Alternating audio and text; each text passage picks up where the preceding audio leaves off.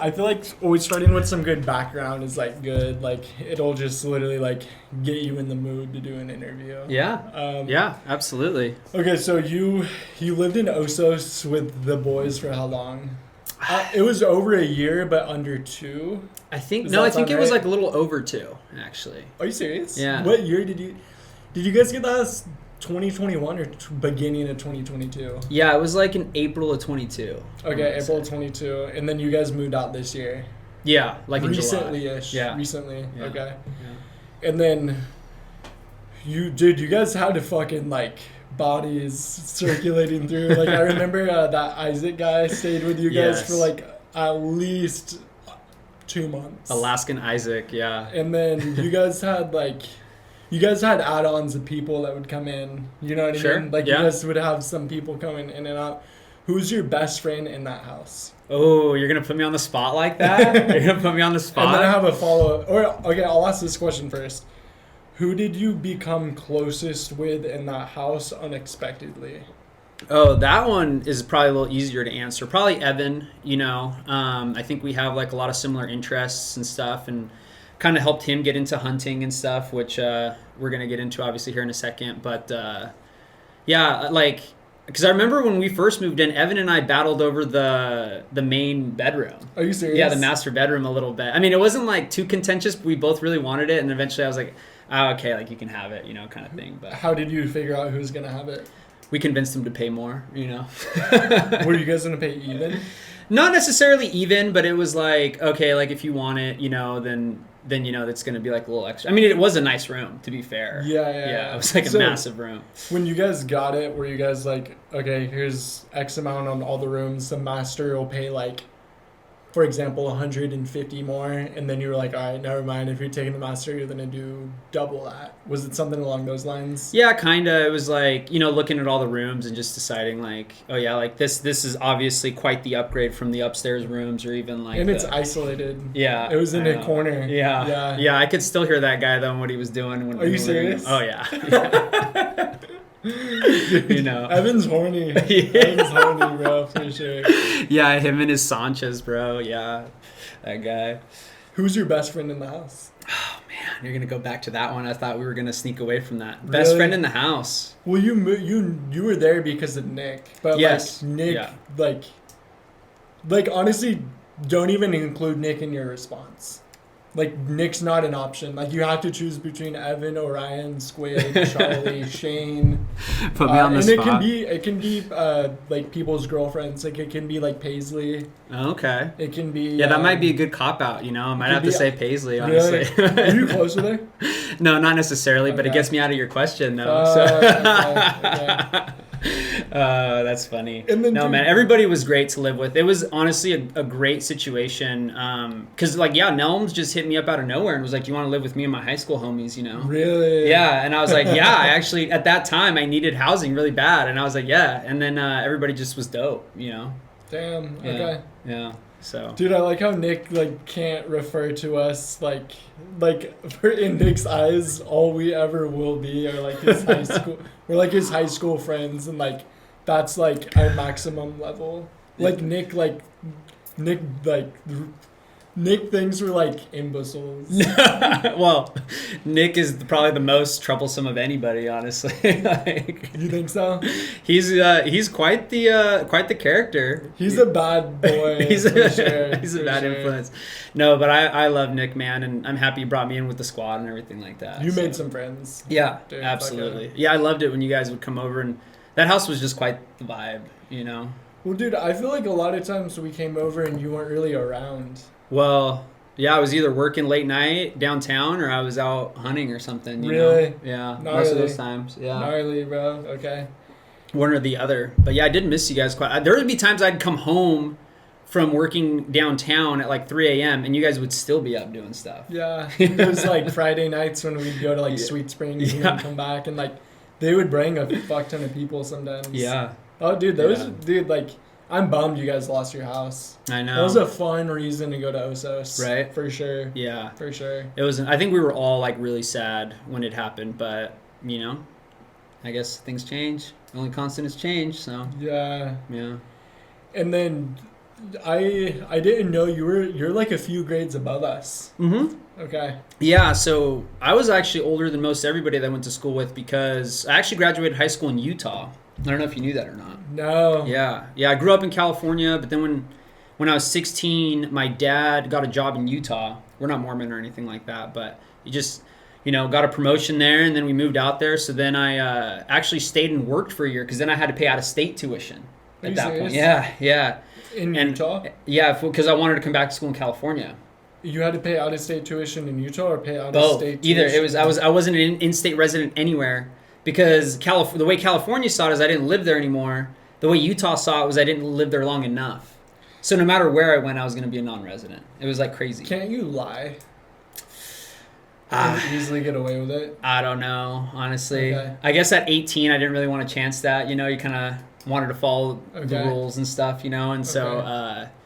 But no, it worked out, man. So I worked for a year out of high school, and then I was a freshman as like a 19-year-old. So I was a grade older than all the people there. That's normal. Yeah. And then so like in college, I was just one grade above Nick, but really 2 years older than him. Does that make sense? Yeah. So I thought you were like 30. Well, almost. You're 29? I'm 29. Yeah. Okay, we're 26. Yeah. So you're a few years older than us. I guess. I don't know. One grade? Like I said, like in college, I was just one grade above Nick. Or it might have been 2, and then maybe, 3 years older in high school. Right? Okay. Does that make sense? Yeah. I think so. Like if I graduated high school in 2013. Okay, we graduated 2016. Okay, yeah. So you guys were freshmen when I was a senior.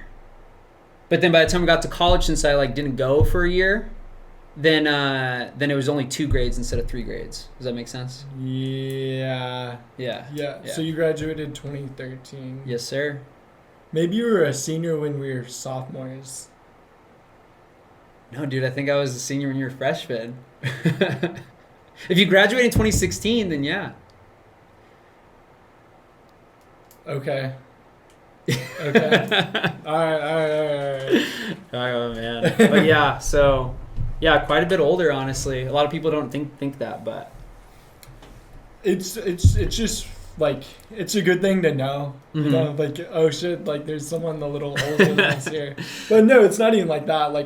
I hang out with older people literally all the time. Yeah. It's So when I turned 21 here in SLO, all my friends were younger. So I went downtown by myself on my 21st birthday. Alone? Yeah. Nobody. You were in a fraternity. Yeah, but I was the oldest one in the fraternity. Weren't there seniors and shit? No, so DU, when I joined, was new. Not new, but they basically rebuilt it. So they had a bunch of people who dropped for whatever reason. It just they didn't have good recruitment years, and then it was only a handful of guys. And then so when I joined, it was a big push to hey, let's revive this fraternity. They just built that house over on Foothill for you guys, for us, through donors, and then shit? The alumni, dude. The alumni That's insane. Believed in it so much that they're they rich. and they do pretty well, most of them. But if you're donating that hundreds of thousands of dollars to get that big of a house built in San Luis County, you're fucking rich. Yeah. Dude. So they believed, right, that the fraternity experience for them was so beneficial that they wanted to continue it and have the fraternity keep going. So they collectively between a bunch of them. How many? 20, 30? That's a good question. We have a big plaque in the house that kind of honors everybody's kind of donation levels. Was there a minimum donation? Yeah, I think it's $2,500 or something to get on the plaque. Yeah, to get on the plaque. Okay. But it goes up to 6 figures. You know what I mean? Did anyone donate 6 figures? Oh yeah.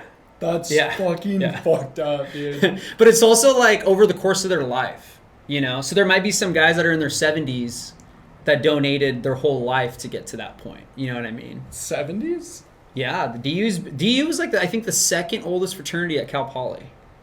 But you're saying it just got revived? Yeah. So that's in my mind, it's there's no one in their 70s yet. No, yeah. So they had it. It was a fraternity, and then at some point along the way, they declined in numbers for whatever reason, and then then COVID. We all that came after me, but yeah. Yeah, this was pre-COVID. And then these guys were like, okay, we want to bring it back. So they built a house, and then they had good recruitment years. Would you ever be a donor?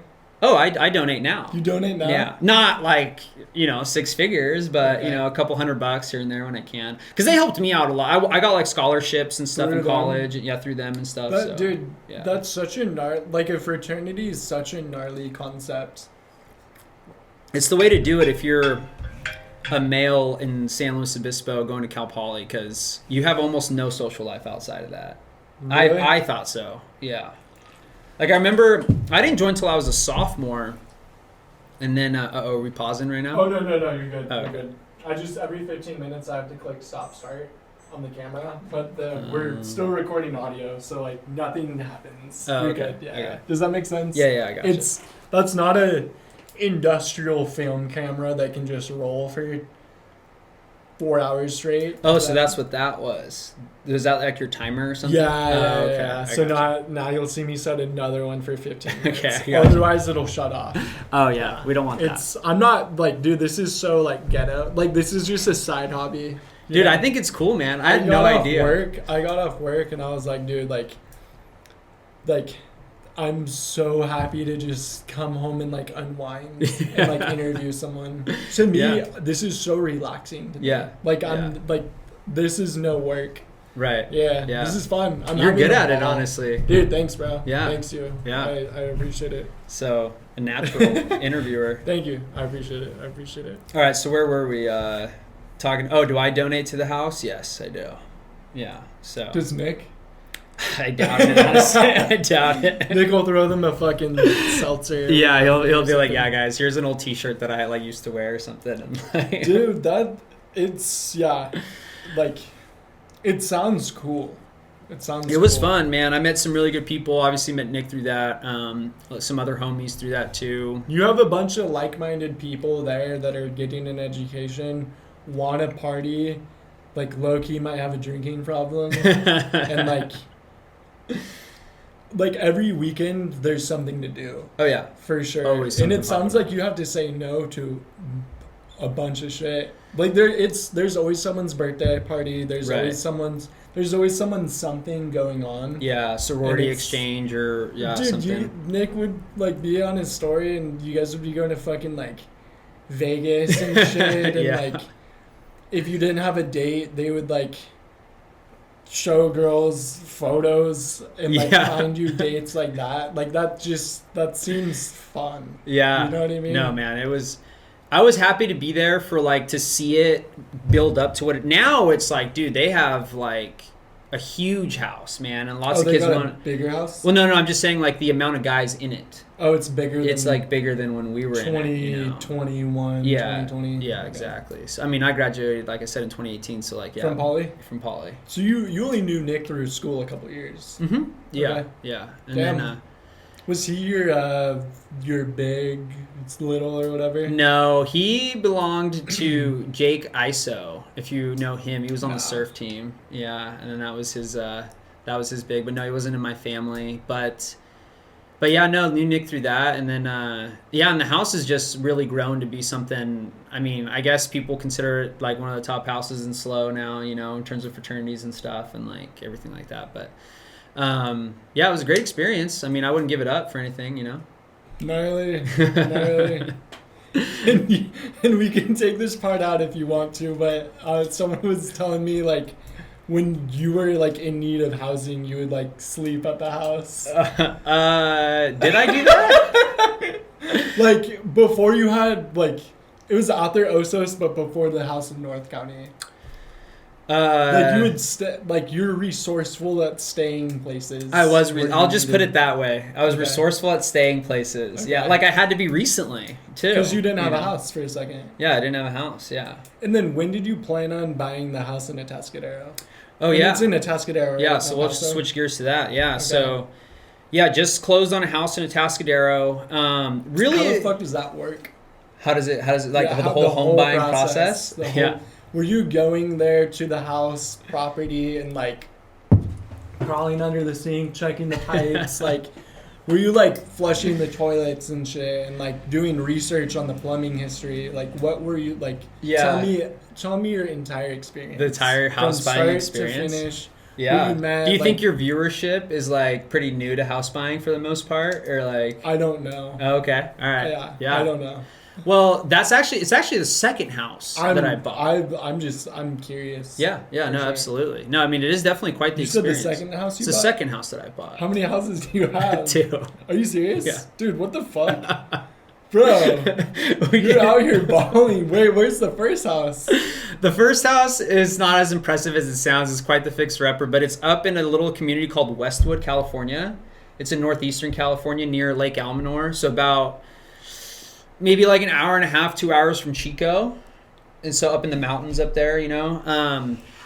But I guess to back up a little bit, that house, I was just looking at houses up in the area because I forget what it started it, but me and a friend were just looking at properties and, because he wanted to buy like a cattle ranch up there or something like that. Yeah. And then, but I saw this like cabin. I mean, it's in the city of Westwood, the town of Westwood. But it was a cute little cabin, 2-bedroom, 1-bath house. And obviously it needed a little bit of work, but it was only like $100,000, you know, like. And it was like a fully functioning house. Like, tell me where in SLO County can you buy an empty lot for $100,000? Like, nowhere, you know? So I was curious about it. I talked to the realtor that was, had it listed and went and looked at it. And sure enough, you know, like I said, I could use a couple touch-ups here and there, you know, need to be painted. Maybe the windows need to be replaced.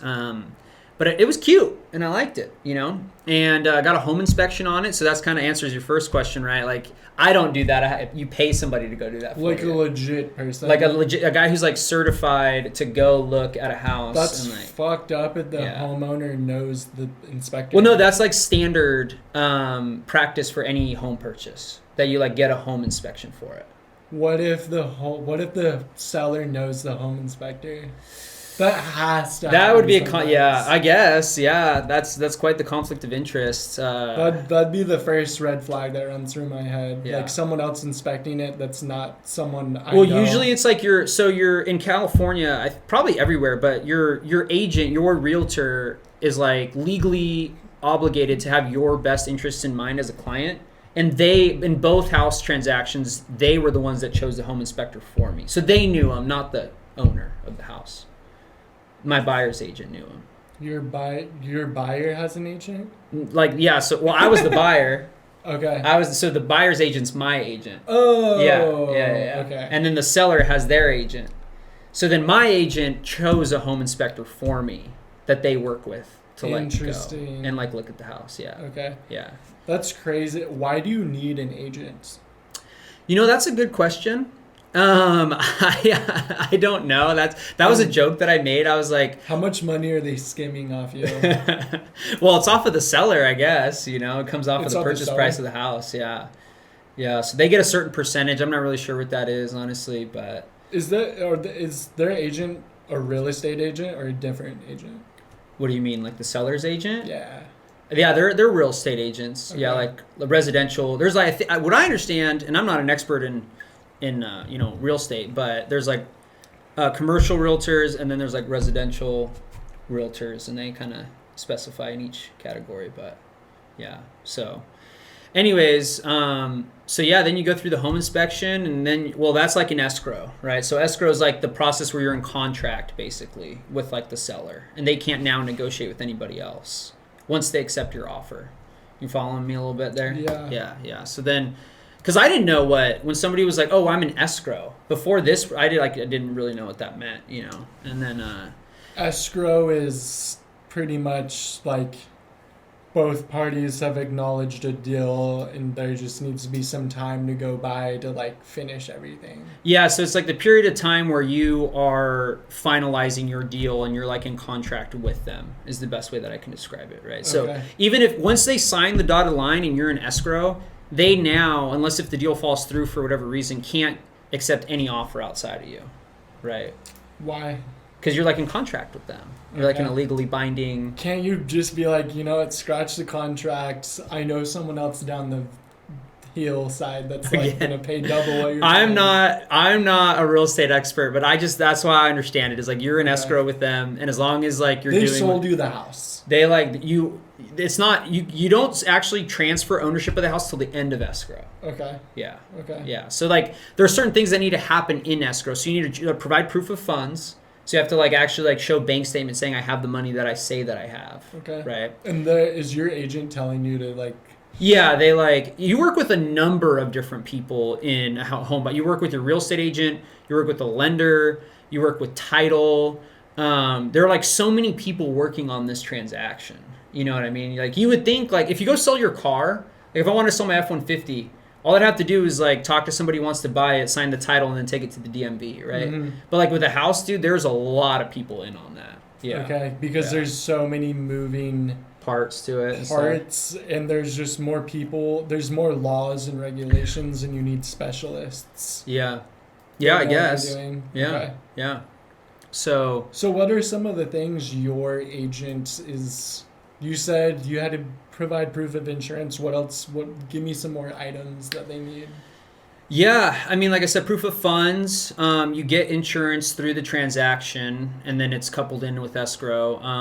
Like I said, we had to do a home inspection to make sure that like the property was like in good standing, right? So that helps you as a buyer, right? Like let's say the home inspector comes and he's like, yeah, there's significant termite damage in this house. Like it's gonna blow over in a year, you know. Then like you can tell the seller, hey, you either knock the price down or, you know, then you then at that point you can like legally walk from it, right? If they're not willing to work with you, you can say like, okay, well, I have a home inspection that proves otherwise, right? That And is that a written document? yeah, they'll give you like you pay for it and then they give you like a full report, you know, like PDF. Yeah.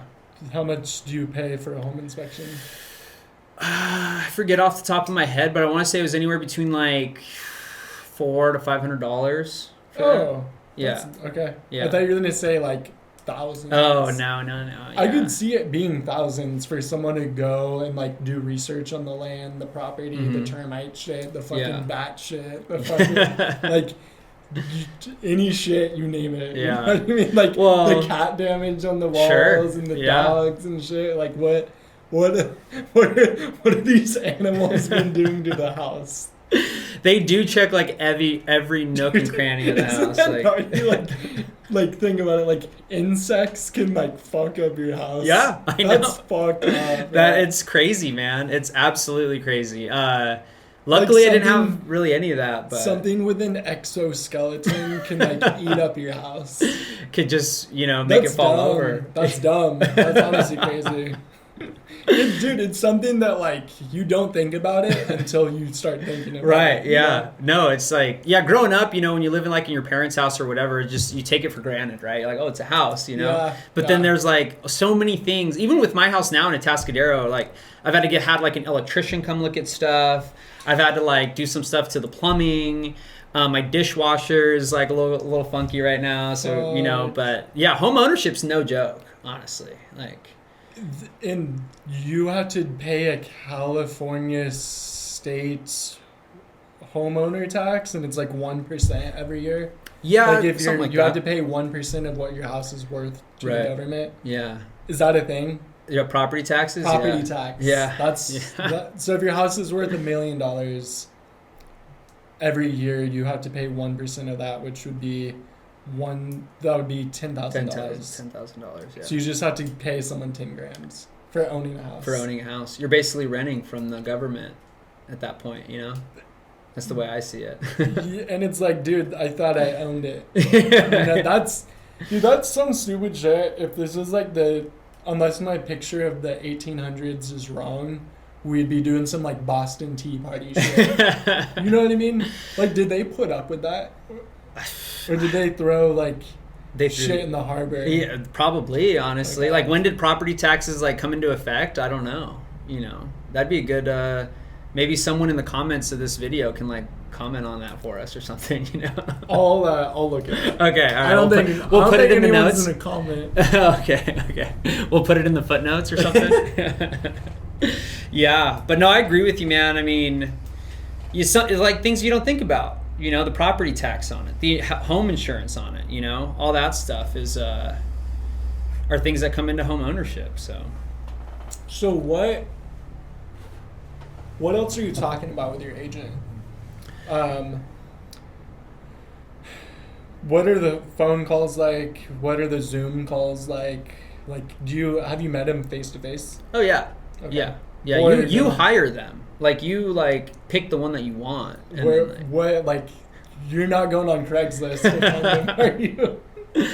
Well, I guess for the house in Westwood, I messaged through Redfin, like the app, and then a guy got a hold of me, and I actually kind of knew him from high school, because Westwood is near where I grew up in Quincy before, like in northeastern California where I grew up, and so I kind of knew him. So I was like, okay, this guy seems all right. And then my realtor here, I actually knew because she was a customer at the bars when I was working.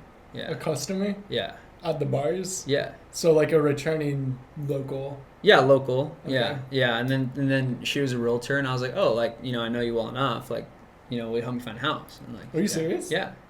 So, but anyways, yeah. So She's just like this fucking drunk idiot. hey, I was pouring drinks. I wasn't the one drinking. No, man. So yeah, then I guess the phone calls just kind of consist of updating your documentation. There's a lot of papers that you have to sign. Like what? Just like I said, loan documents. They update loan documents constantly in a given escrow. So they're like, okay, this is going to be your rate, your interest rate. This is how much you need to put up front, and then that might change day to day for whatever reason. I don't know why, but. And then there was a lot of times where we were gonna pay off debt through escrow to make our debt to income ratio better to qualify for a better loan. So they needed constant credit card statements, constant billing statements from different loans that we had. And then the house came with solar, so then we had to assume the solar loan from the owners. So then we had to fill out all that paperwork. It's a lot of stuff, dude. I mean, I literally signed a pile of papers, a stack this big, honestly. Each page had a signature? Not all of them, but most of them. Were you reading it, or do you hire someone else to read it for you? So Because that's another concept. Yeah. Are you signing what you think is legitimate, or are you signing your soul away? Which I'm sure, how often does someone sign their soul? Right. Maybe. All the time. Yeah. Whenever you agree to the terms and conditions of something, Yeah. It definitely might come into play. Did you read any paper? Or were you just happy-go-lucky sign?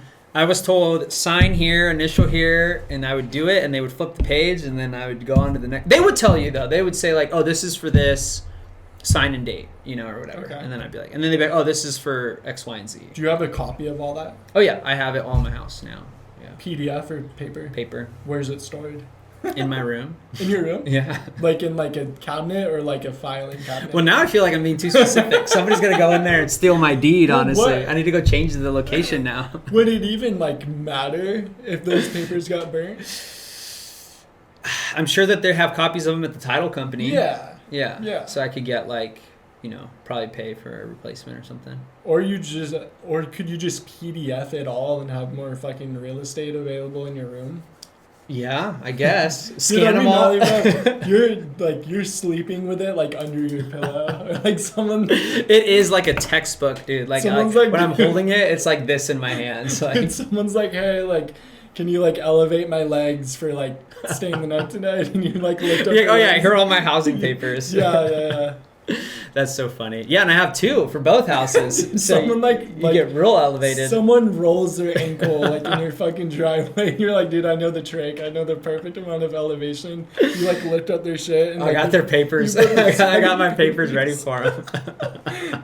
And your papers are laminated, so it's fine if ice melts on it. No, actually they're not laminated, but so. But yeah, they're quite the stack. You're funny though, man. I need to get somebody to scan them for me or something, and then Is that a legit idea? You could do it, I'm sure. Dude, I'm trying to get rid of shit. Yeah. I'm serious. I'm not even joking. Yesterday, in the past few weeks, just taking clothes out of my closet, clothes that people leave behind. And Who's leaving clothes behind? So many people, dude. Okay, funny story. I'll tell it in a second. Okay. But I'm making this huge stack, and some of it's just stuff that doesn't fit me anymore. So I'm just making this big pile of clothes, and I've told this story so many times, not on here, but just whoever comes over, I'm like excited to like tell them like, dude, I got rid of this today. I got rid of this today. Just a donation pile, and then just freeing up space in my fucking closet and just throwing away a bunch of papers, documents from the last 2 years that it's like you think you need it, but then you don't look at it for a year. Shredder. I'm just getting rid of so much stuff, and I'm like finally like feeling, dude, get rid of a bunch of shit. You'll feel like less stressed out. Yeah. So then Taj was here yesterday, and I'm like, dude, like your mom will sell this jacket in the shop. And he's like, dude, I don't want to take the jacket. And I'm like, dude, take the fucking jacket. Your mom will sell it for $5, whatever. Yeah. Like, and it was a nice jacket. It was something that you would probably wear in New York. It's like a fancy, it's like a fancy cotton like coat that you would go out to dinner in New York. I have no use for it.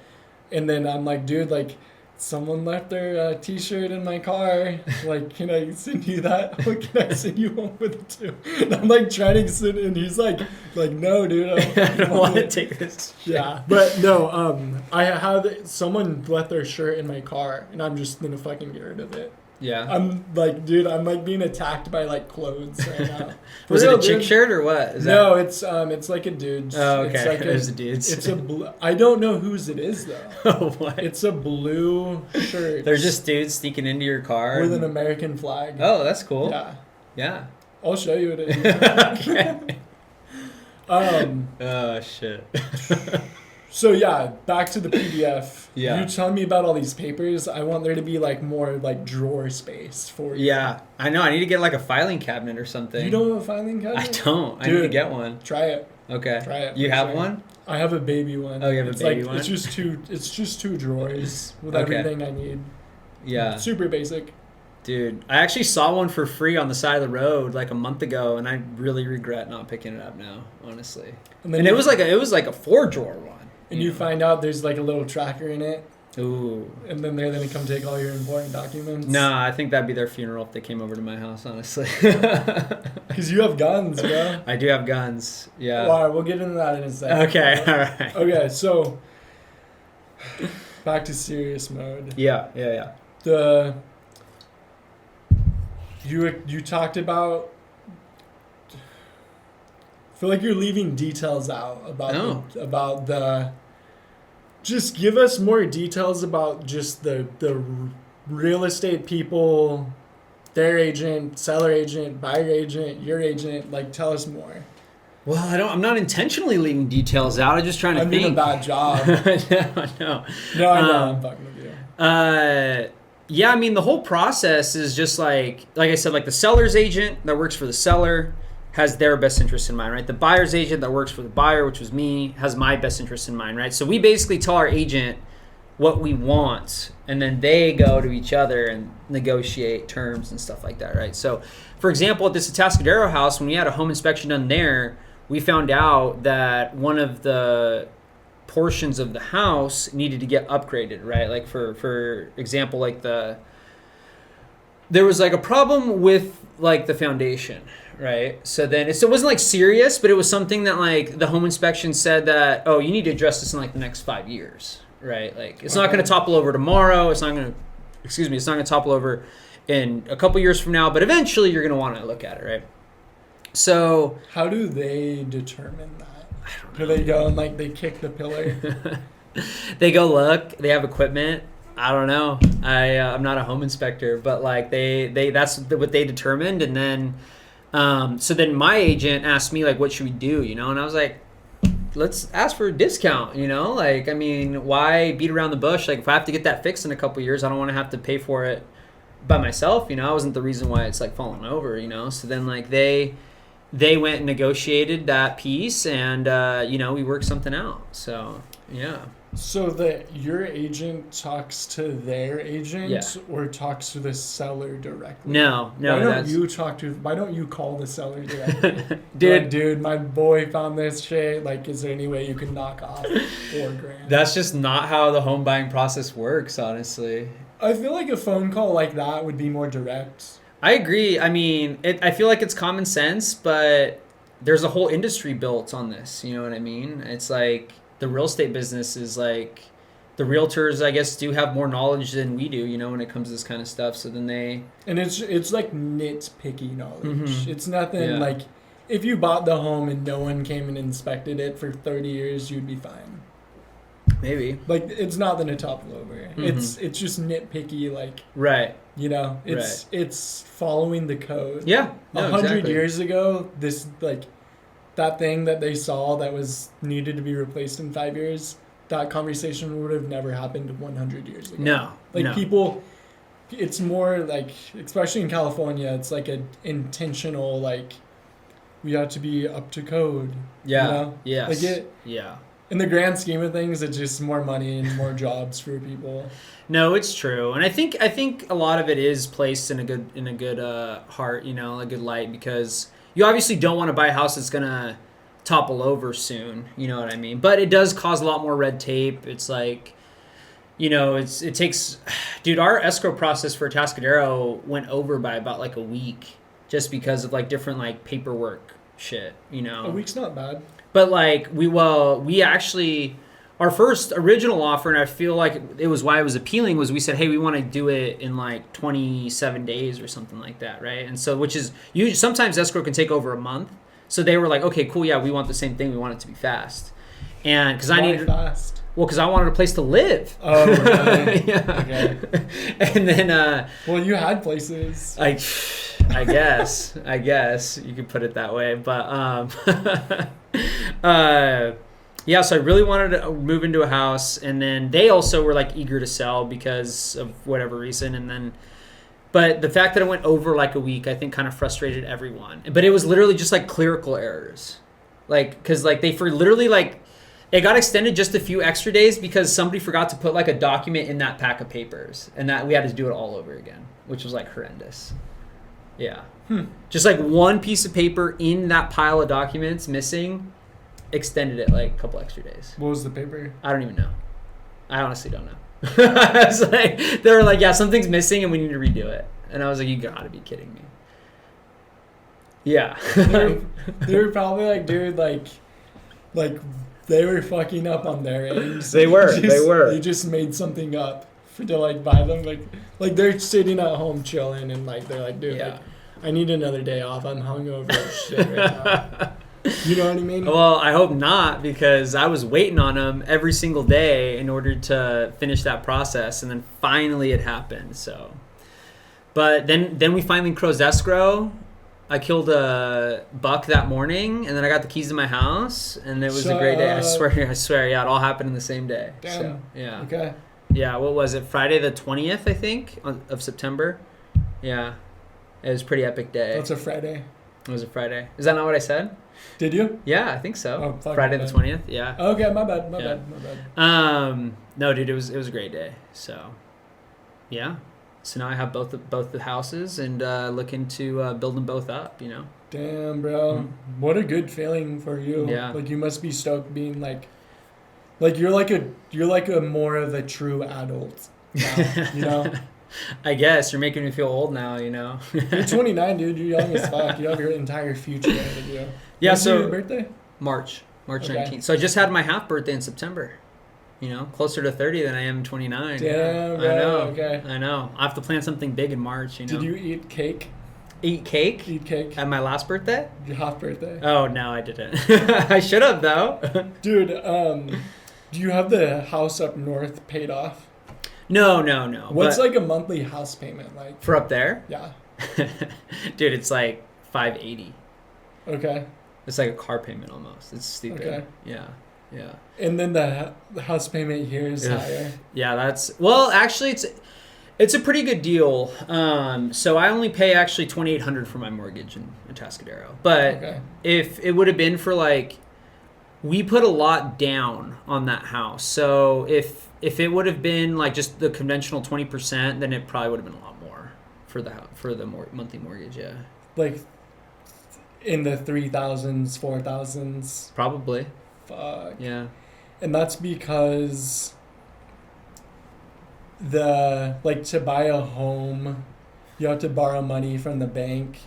And Correct. it's like we're in a recession right now, so it's like a 6% instead of like a 1 or 2%. So they're like it's super high right now to take out money from the bank and borrow that shit. Correct.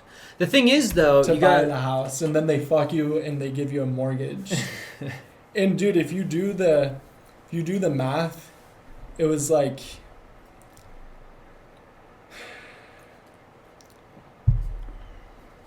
you know how like your bank will be like, oh, you've been approved to buy. Like I've been with Chase for a long time, so like my credit score is like nearly perfect, and they're always like, oh, you can buy a house for X amount, and then you look at the interest that you have to pay back, and it gets factored into like the monthly pay. I don't know what it's called. You know what it's called. And then you look, and it's like you take out X amount, and then you end up paying like over the course of 30 years way more interest than what the principal was. Yeah. It's almost like double to triple. Oh yeah. And like that's not ideal. Like you don't want to it's you kind of you get caught being punished because you're borrowing. Right. Does that sound right? Yeah, I guess. It's like it is the cost, I guess, of borrowing. Over 30 years, you end up paying 3 times what the loan was. I don't like that. Right. I don't like that.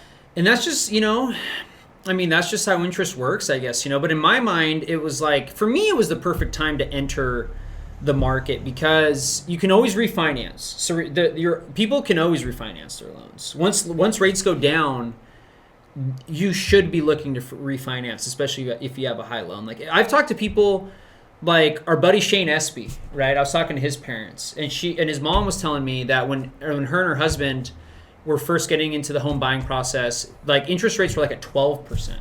Like it was like 12%? 12%. Yeah. That's double when they were young. Yeah. 12%. Yeah, but they got in though. That's like half the battle is like entering the market. And then obviously they've refinanced since, and basically you restructure the loan for a smaller interest rate, right? Okay.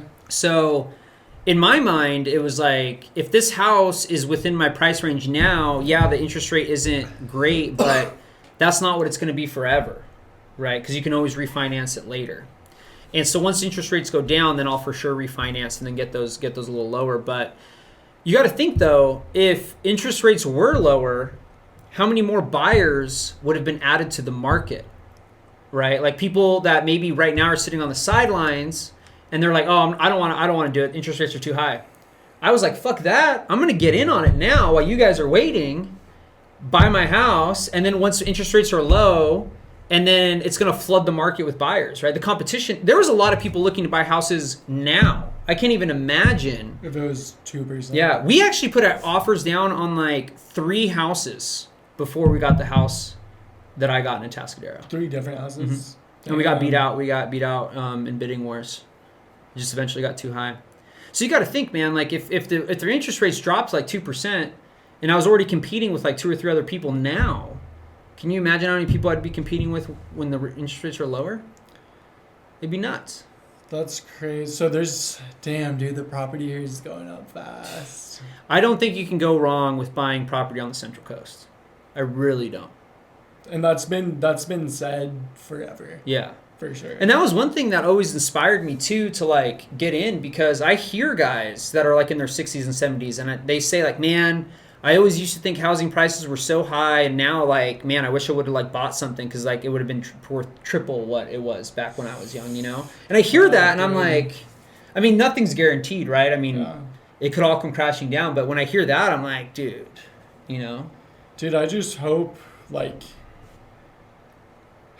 there's going to be housing available in the next few years. Like people selling houses in the next few years, you know? Yeah. I mean, I'm sure there in San Luis Obispo County as a whole, I think has made an initiative to like build more housing. I mean, you see it like when you drive down the 101 and you can look over to when you're driving south, you look over to the right-hand side, there's like a lot of new developments over there, kind of like by where the car dealerships are and stuff. You know what I'm talking about? There's like a lot of new housing getting built out there. So In what city? Slow. Okay. Yeah. Wait, by Los Angeles Valley Road? Yeah. So right before you get to the LOVR exit, you look out to the right. There's like right now there's like some fields. I don't know what they're growing out there, but there's like ag fields out there. But like it's getting developed though. If you ever look out there, they sold the land and it's getting developed. Yeah, I mean they sold to some developer. Fuck. You haven't seen that? It's out there. I mean, like where like the new Tesla dealership is and stuff out there. I mean, I drive past it all the time. And you're just like, yeah. Fuck, dude. So yeah, definitely there's a lot of development going on. So, dude, I want to get a house and like Airbnb that shit. Yeah. So that's my goal with the Westwood house, right? So then my Tascadero house I'll live in, and then the Westwood house will be like an investment property, and I'll like fix it up in Airbnb. But I'll block it off when I want to use it. Damn. And then like be able to go up there. So that's where I was this last weekend. It was opening weekend of duck season up north, and then me and my friends I hosted at my cabin all weekend. Fuck, yeah, it was sick. bro. It was sick. What friends? Whoa, what? Who are your friends? Who are honestly? they? Who are they? No, a couple guys. One of them. Who's your best friend? Who's my best friend? That you like hang out with? Like day to day? Yeah. I don't know, dude. I've been spending a lot of time alone fixing up my house, honestly. Really? Yeah. Okay. Yeah, and working and stuff. But no, I have a lot of really good friends, honestly. Like I've always said actually that I don't think I could ever pick a best man at my wedding because I've had so many different friends over the course of my life. And I didn't grow up with brothers, right? I've only had sisters. Nick should be your best man. Nick?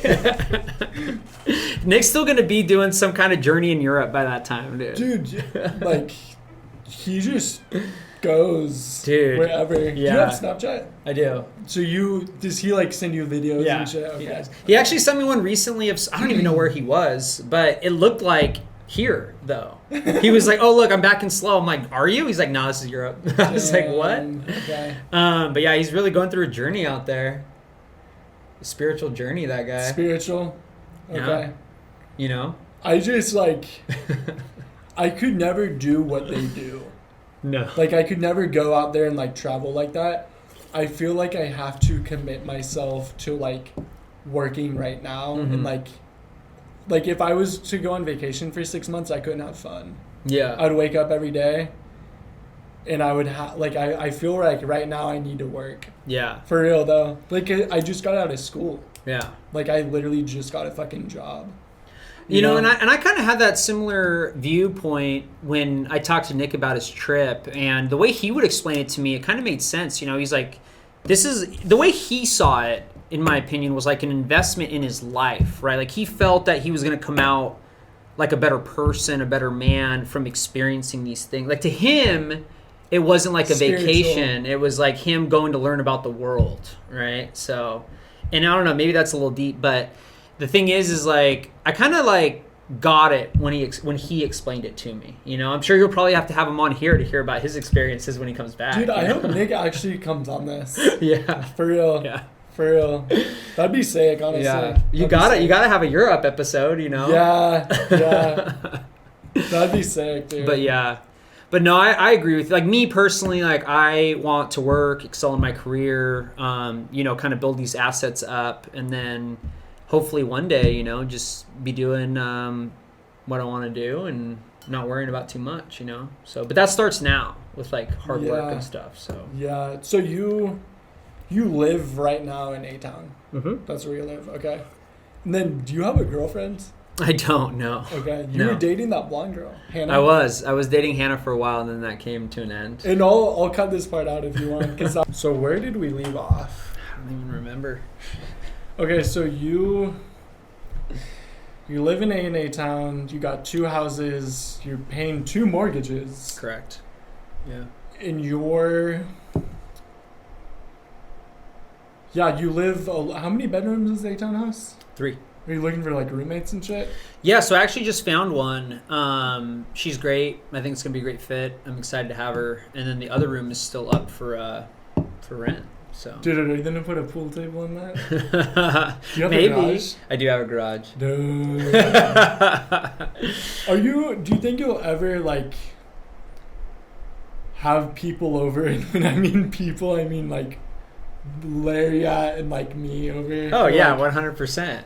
Pool and games and like some add-ons like fucking. Yeah, absolutely. Well, one thing that I need is more Manpower. furniture. Oh, Yeah, because I don't have that much furniture right now. Okay. They don't tell you when you buy the house, then like sofas and shit cost a shit ton of money, so. So yeah, I got to fill up the house but that's really the only thing I'm waiting on is to kind of build the house up a little bit more, and then I want to have like a housewarming party and stuff. So. With your roomies? Well, you're gonna come or what? Dude, let me know, bro. Just give me like. Yeah. Just give me a little heads up. Oh yeah, I can try and we'll do get something. my schedule right. We'll do something. Yeah, it'll be good. It'll be good, man. I'm looking forward to it. So, but yeah, no, the house is coming together. So. And okay, real fast. Did you do all 4 years in Utah? Of high school? Yeah. No. So I like I said, I grew up in Quincy for most of my life, and then we moved after my sophomore year, summer of my sophomore year. Okay. And then I did junior year in Utah, senior year in Utah, and then I stayed and worked for a year. And then I came to Cal Poly. Do you have friends in Utah you talk to this day? Oh yeah, 100%. We have like a Utah group chat. Are you serious? Yeah, of like from homies way back ago. Yeah, from high school and stuff. Whoa, yeah. okay. Oh yeah. So, yeah, guys that I'm still really close to talk. I actually was talking to a guy on the phone, just catching up with him before this podcast a little bit ago. Really? Yeah. Dude. Yeah. That's sick. Yeah.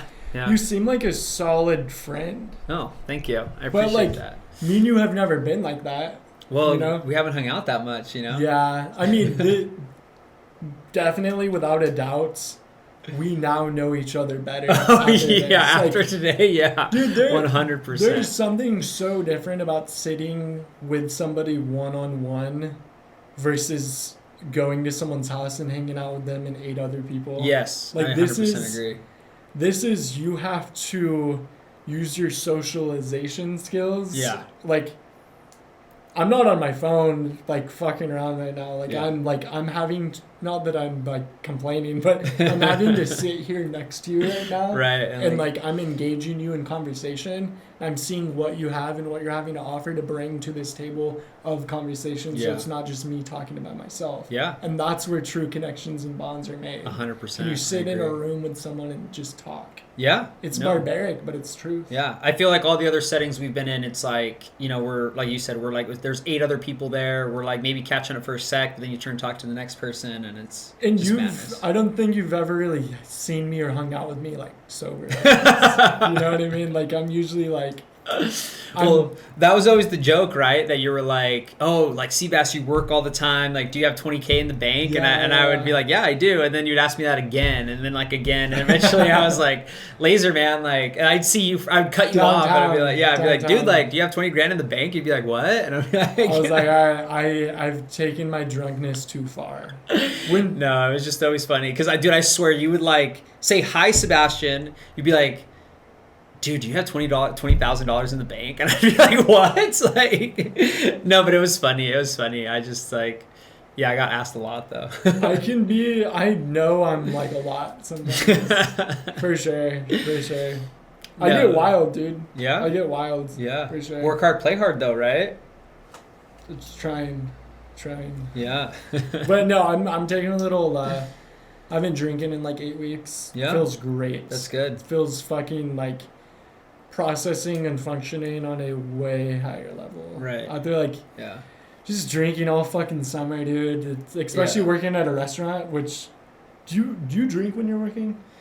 We're not supposed to. Yeah. So we're not supposed to. A lot of times we like taste the cocktail to like, like a little straw taster, if you know what I'm talking about. Yeah, exactly. Just kind of taste how it is. But yeah, I mean, there's certainly people that break the rules and stuff, but I mean, it's to your advantage to be sober on shift because, like, what if a fight breaks out, right? Does that happen at Frog? Rarely. We work at Frog and Bowls. And both of those bars are more mellow. There's some other bars downtown that have a lot more shenanigans happen at them, but McCarthy's. Yeah, McCarthy's can for sure can there's. I mean, that's where everybody ends up drunk at the end of the night. You know, so like that's where things can go array. But yeah, I mean, at any given moment though, dude, shit could go from 0 to 100, like at any given moment. Like I've literally seen a peaceful night and then some guy get hit in the face, and you're just like, oh fuck, you know, and then you gotta like, you know, stop the guy from being crazy and then make sure that like the cops get there to like take the report and everything, and like, yeah, it's but I truly believe that the bars in downtown SLO are like a safe place. You know, the staff's all really well trained. You know, we do a good job of making sure that the patrons are in a comfortable setting and they can come to us with anything. So yeah. Damn. So. Okay. Mm-hmm. You guys aren't like dive bars, actually, though. Like you guys. I mean, I would consider like Frog and Bowls dive bars. You would? Yeah, I would. Are you serious? Yeah. Really? Well, what's your definition of a dive bar? For sure, Outlaws and Atascadero and like Sweet Springs. Yeah. Like they're definitely drinking with people, taking shots, and like they fucking live down the street. Yeah. Downtown SLO is a little more bougie. You know, it's not San Francisco bougie, but it's fucking. Well, I would not consider Frog or Bowls bougie by any means. You know, like, yeah. They're both like bars that are, you know, kind of run down a little bit, but have that charm and character to them and stuff, you know, and stuff. And I definitely wanted to ask you a bit about your experience working downtown SLO. How long have you worked at Frog? How long have you worked at Buffalo? And I'm sure I've asked you before. At Bowls. Sorry, Bull. Dude, Buffalo and Bulls, it's the same animal. Yeah. That goes in my head. Yeah. Well, even though we are recording, I will say that we're not allowed to talk too much about like our jobs like on camera. Oh, for real? Yeah, Okay. yeah. As we started kind of talking about it, I was like, oh fuck. Dude, then I'll just take out the whole past 5 No, minutes. you're fine. No, you're fine. I mean, you can ask me like. They take it serious. They do take it serious, yeah. That's funny. Just like general things though, like you could talk to me about like, you know, what it's like to work downtown, but I like maybe like the fights and stuff. We probably shouldn't get too far into that. Okay. Yeah. But anyways, no, working at Bulls and Frog is great. So I've worked in downtown San Luis Obispo since I was 21. So I'm 29 now. So it's like 8 years. You're probably one of the oldest, like you there on staff, you have to be in the upper echelon of like employee history working there. Like there's not many people, I bet you, that have worked there longer than you have. Right? Not very many. There's definitely some for sure, but yeah, I mean, and honestly, I don't even really work downtown very often anymore. I cover here and there, you know. I have my full-time job, that's the priority, and then, you know, if I'm available on a weekend and I don't have anything else going on, then yeah, you know, I mean, that's my night off. I can do whatever I want. So, but yeah, so I started at Mother's when I was 21 as a door guy. So, you know, as, you know, an ID checker, door guy, you know, they don't really like using the word bouncer. That's like not like correct, really? Honestly. Yeah, that's like, you know, not something that should describe you as like a door person. You know, you're a door guy. Check IDs, make sure that people aren't getting too drunk. If people are, just, you know, go up and ask them kindly, like, hey, like, you know, think you have had too much to drink or whatever, but you're not like a bouncer. You know, we're not trained formally in anything like that, like security. We're not like security guards. It's just more like you're babysitting adults that are getting drunk, you know, kind of thing. So then I worked at Mother's for several years, and then I think I started at Bulls in like 2018, and then really started working there a lot in 2019.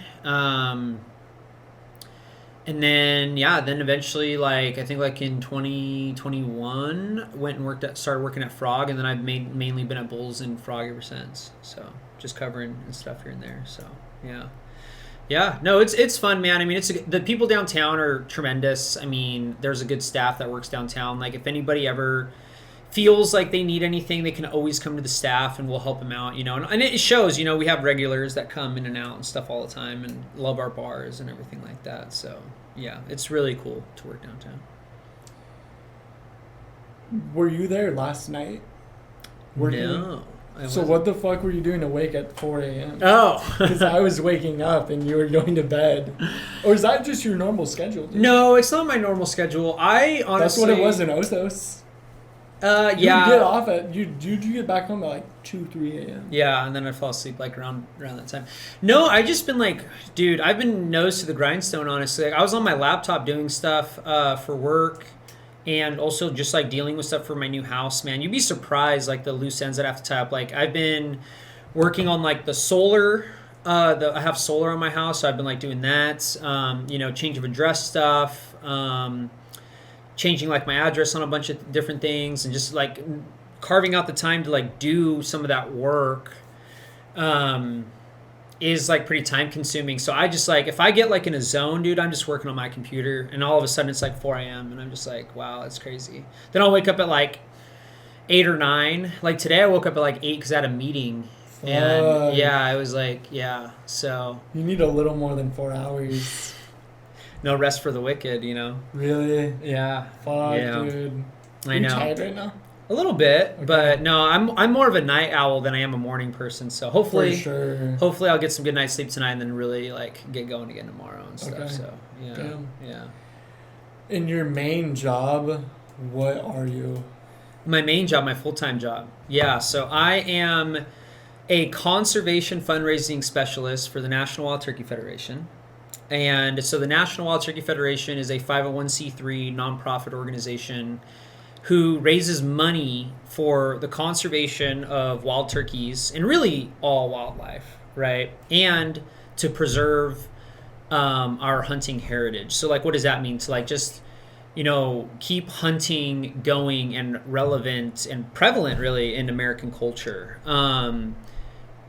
It's unfortunate that hunting license sales in the past century or so have been like declining significantly. Just less people are going out to hunt, right? There's also less places to go hunt with development happening everywhere.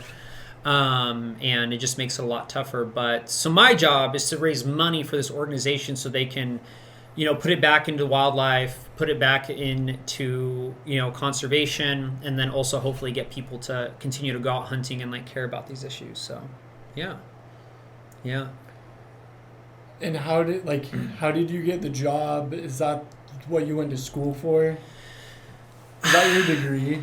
Dude, what is your degree in? So my degree, graduated from Cal Poly in 2018. My degree is in agricultural systems management. And so that's kind of like, the different... It's like really just like the different systems of agriculture, and like, I mean, our major was very, very broad, and a lot of people went into like production of agriculture, which like includes like the harvest, packaging, shipping, all that stuff of like our foods that we grow. And obviously there's a lot of that in California, especially in the Central Valley and stuff like that. And I did use my degree right out of college. I worked for Wonderful Pistachios for a number of years. And what the fuck's that do? Wonderful? What is it? Dude, they have like the black packaging of pistachios like in grocery stores and stuff. The green the green and black bags. I got one in the cupboard. Well, there you go. Yeah, I used to work there in their processing facility. So, but honestly, like it was very unfulfilling for me. It wasn't really necessarily where I wanted to be. Yeah.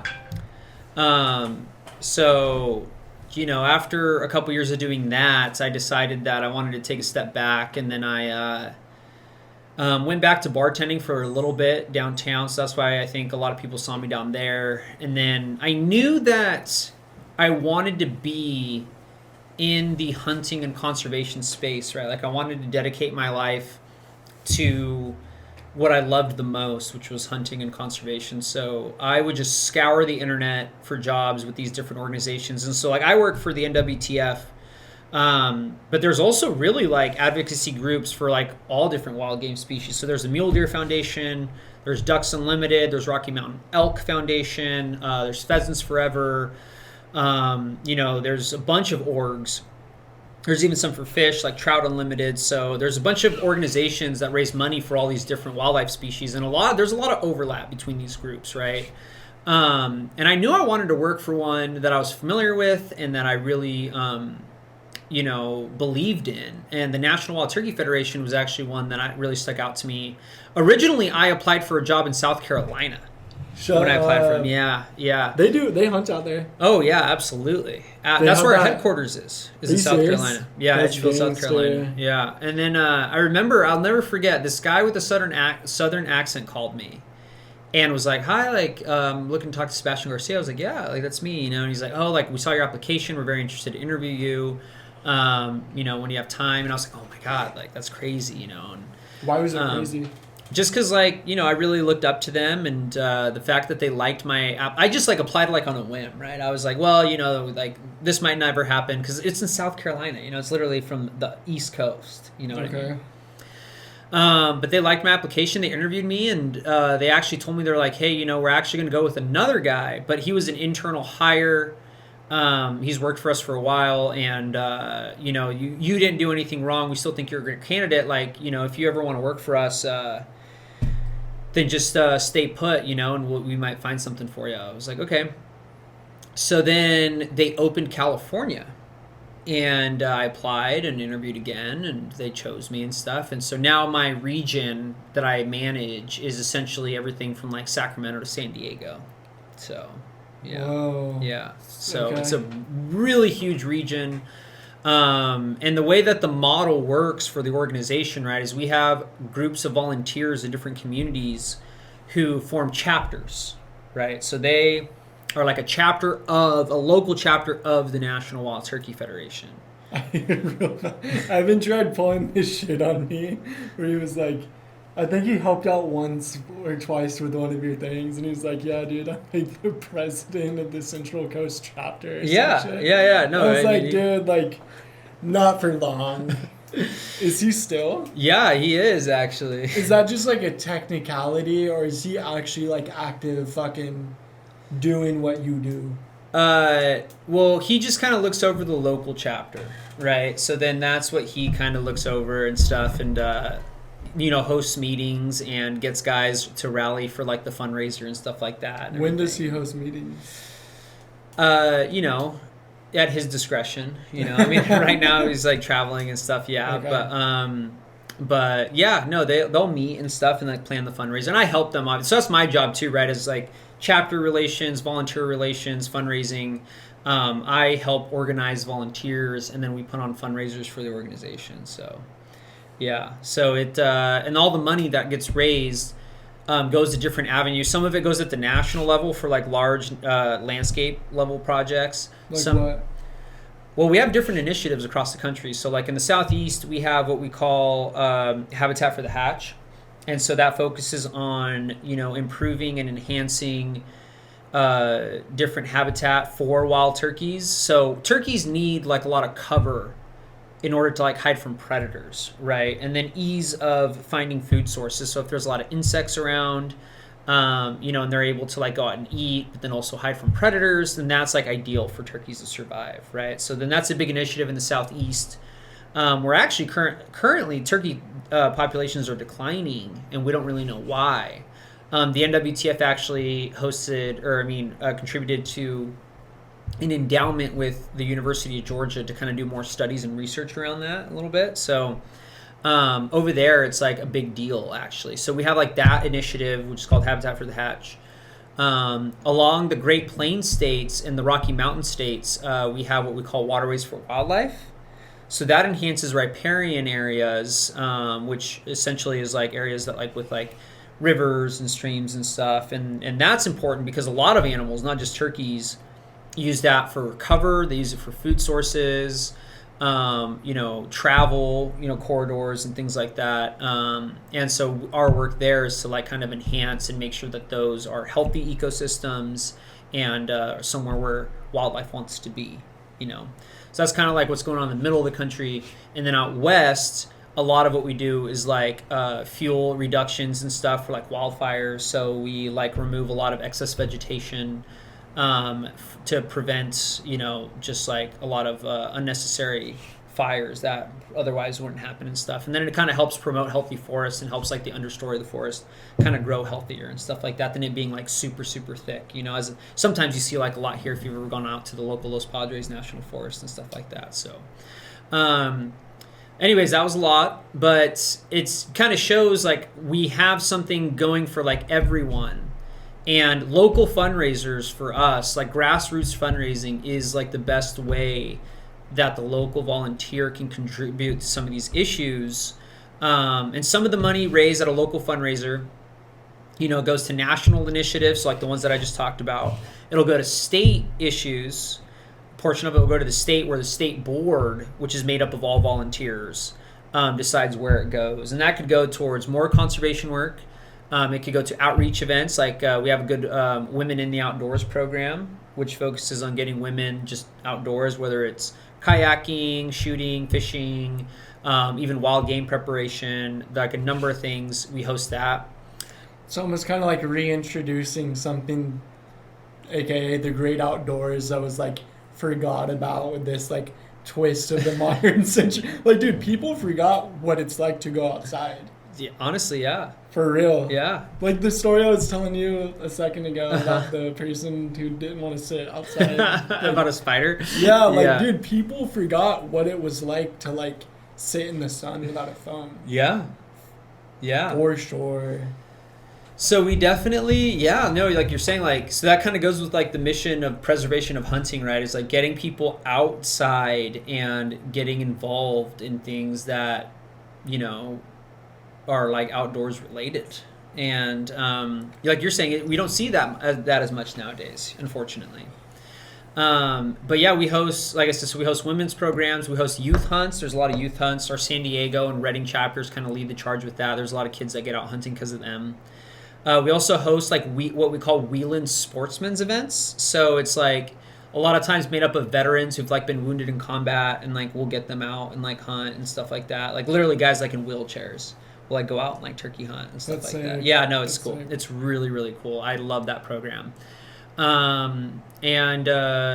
also kind of contribute to preserving public lands that like everybody, a lot of other countries, they don't really have a lot of public land. A lot is privately owned, and obviously we have a lot of private land here in the United States, but we also have a lot of public. And so like one thing, probably like my proudest thing of my first year on the job, is that the state board contributed $25,000 to help the purchase of a wildlife area in El Dorado County, it's like up by Sacramento. And so that will be like 7,000 acres that was never open to the public before. And it's us partnering with other groups, right? So we contributed a certain amount of money that will help with the purchase, and it's going to be the first wildlife area in El Dorado County. And will that stay wildlife safe forever? Like you can't build a skyscraper. You can't. Yeah. Forever. It'll be closed for development, and it'll be open to hiking, fishing, hunting, wildlife viewing. It'll be preserved as a wildlife area. So good. Yeah. Good. Yeah. So we need more of that. Apparently. That's what I'm saying, man. They're killing everything, dude. I know. Polar bears. I want them forever. I do too. Dude, tigers. Have you seen the albino tigers? I haven't, no. Dude, I mean, not in real life, but you've seen a photo. Oh, well, yeah, I've seen photos of them. Dude, there's white tigers. Yeah. That are like, there's like probably like 6 left. Or some shit, That's like, insane. I don't know. It just feels like we're taking all their land away, and they don't have any, like a wolf's like baseline of like area it roams. It's like 600 square miles. Oh yeah, it's like crazy. They travel a lot, and then I don't know. I just sometimes keeping some of these areas alive, full of trees, is kind of nice versus just building another neighborhood. No, I agree. Like I don't know, wildlife is sick. It's nice. Yeah. I mean, and hunters are like really lead the charge with wildlife conservation. It's crazy to me that there's times where we get like a bad rep. You look at like cartoons with like Elmer Fudd, right? Like Elmer Fudd, they make him out to be like an idiot, right? Because he's a hunter. You look at like other movies, like Bambi, right? Like the hunters are the bad guys in that movie. It's crazy to me because if you even look into hunting like a little bit, hunters really are the true conservationists out there. Like they lead the charge in conservation. And from like a devil's advocate view, I can understand why somebody who doesn't know much about it could say, hey, isn't it counterintuitive to call yourself a conservationist while you're killing animals. And like to that I say that hunters contribute more funds every year to wildlife conservation through the purchase of hunting licenses, to the purchases of guns and ammo. Like that's probably something that your viewers probably don't really know, is that any purchase of guns or ammunition is taxed. It's called this went into effect, I forget what year, but it's called the Pittman-Robertson Act. So any sale of guns and ammo, even if it's not used for hunting, any guns or ammo, I think it's like 11% go towards wildlife conservation. And so target shooters, sport shooters, anyone that's purchasing it helps contribute to wildlife conservation, and obviously hunters, right? So license sales, guns and ammo, and just general like donations from like huge donors or just grassroots fundraising, like I'm talking about with my fundraisers, is like the number one contributor to wildlife conservation, because hunters want to see wildlife, right? Like it's not like, why would I as a hunter want to kill all the deer or all the ducks or all the turkeys, right? Because then I'm never going to be able to hunt them again.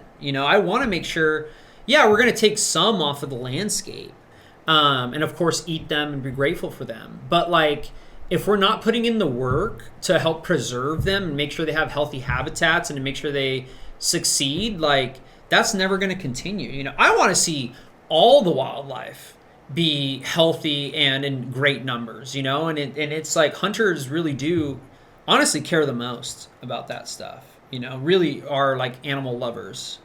And it's just a misconception that we like people don't care sometimes, Yeah. Makes sense. Yeah. Yeah. So your job, your career, essentially, you're like a fundraiser organization for wildlife. At the very core, we fundraise for conservation. Exactly. Is there a fundraiser going on every day? No, not every day. We try to have as many as we can. There's different times a year that are better. So like the spring months, people like to go to fundraisers more, because in the fall, like right now, like people are hunting, so like they might not go. Or in like the summer, they got like they got vacations, camping trips, whatever, stuff like that. So like in the spring, which is actually when turkey hunting is mostly happening, people like to go and they get fired up about it and stuff like that. So. But we also do like online stuff. So we'll do, an online auction or something like that where people can just log in and like fundraise that way. And then, like the in-person events can be a number of things. So we have like, a traditional style banquet, which has like raffles, live auction, silent auction, that stuff, or even just like more mellow events, like what we call like gun bashes, where you just like, line up like 20 guns and you just sell raffle tickets, and then, we just draw winners off of every single one and stuff, and raise money that way. So yeah, there's a number of ways to do it though. Not happening every day, but yeah. So what do you do every day then? Plan them. Really? Yeah. It's like, I'm essentially a wedding planner with guns, like is the thing. And like, you're messaging people every day? Oh yeah. 100%. Hundreds of messages a day? Hundreds of messages, maybe not hundreds of messages, but yeah, talking to people back and forth. 80 messages. 80 messages. Maybe I'm on the phone a lot. I would say more so than like sending messages, right? So like calling people, being like, hey, like when's our event gonna happen? Okay, cool. Do we have a venue for it? Okay, cool. Once we have a venue, it's like, all right, are we out selling tickets? Are we out getting donations? Who are you talking to? Volunteers mostly, and. So the way that the model works, right, is like, I think I kind of said in the beginning, but there are a group of people who believe in the organization, just, people in their respective communities, and they know about the NWTF, and they're like, I think that this organization is doing the things that I believe in, so I want to help them. And they'll form like a volunteer group and then help raise money for the organization, and they'll put on the fundraisers with like my help in their respective communities. Right. Okay. So like I'll call the volunteer and be like, hey, how are we doing on this? Do we need to order more food? Do we need to order more merchandise? Or like, do we need to order less of either of those things? Like, do we need to go out and sell more tickets? And stuff like that. And I like talk to like, the caterer. I talk to like the venue. I talk to, the auctioneer. Like, there's a number of things, man. Like I said, like literally, like I feel like wedding planners, they're working 6 months, 8 months ahead of a wedding, right? So like that's kind of like my thing too. Like I'm planning events that are going to happen in like April, May, June right now. Name one. Name one. Yeah. The local Los Padres Longbeards banquet, dude. That's the chapter that Evans Associate. Every chapter has like a unique name assigned to them, or the volunteers get to pick it.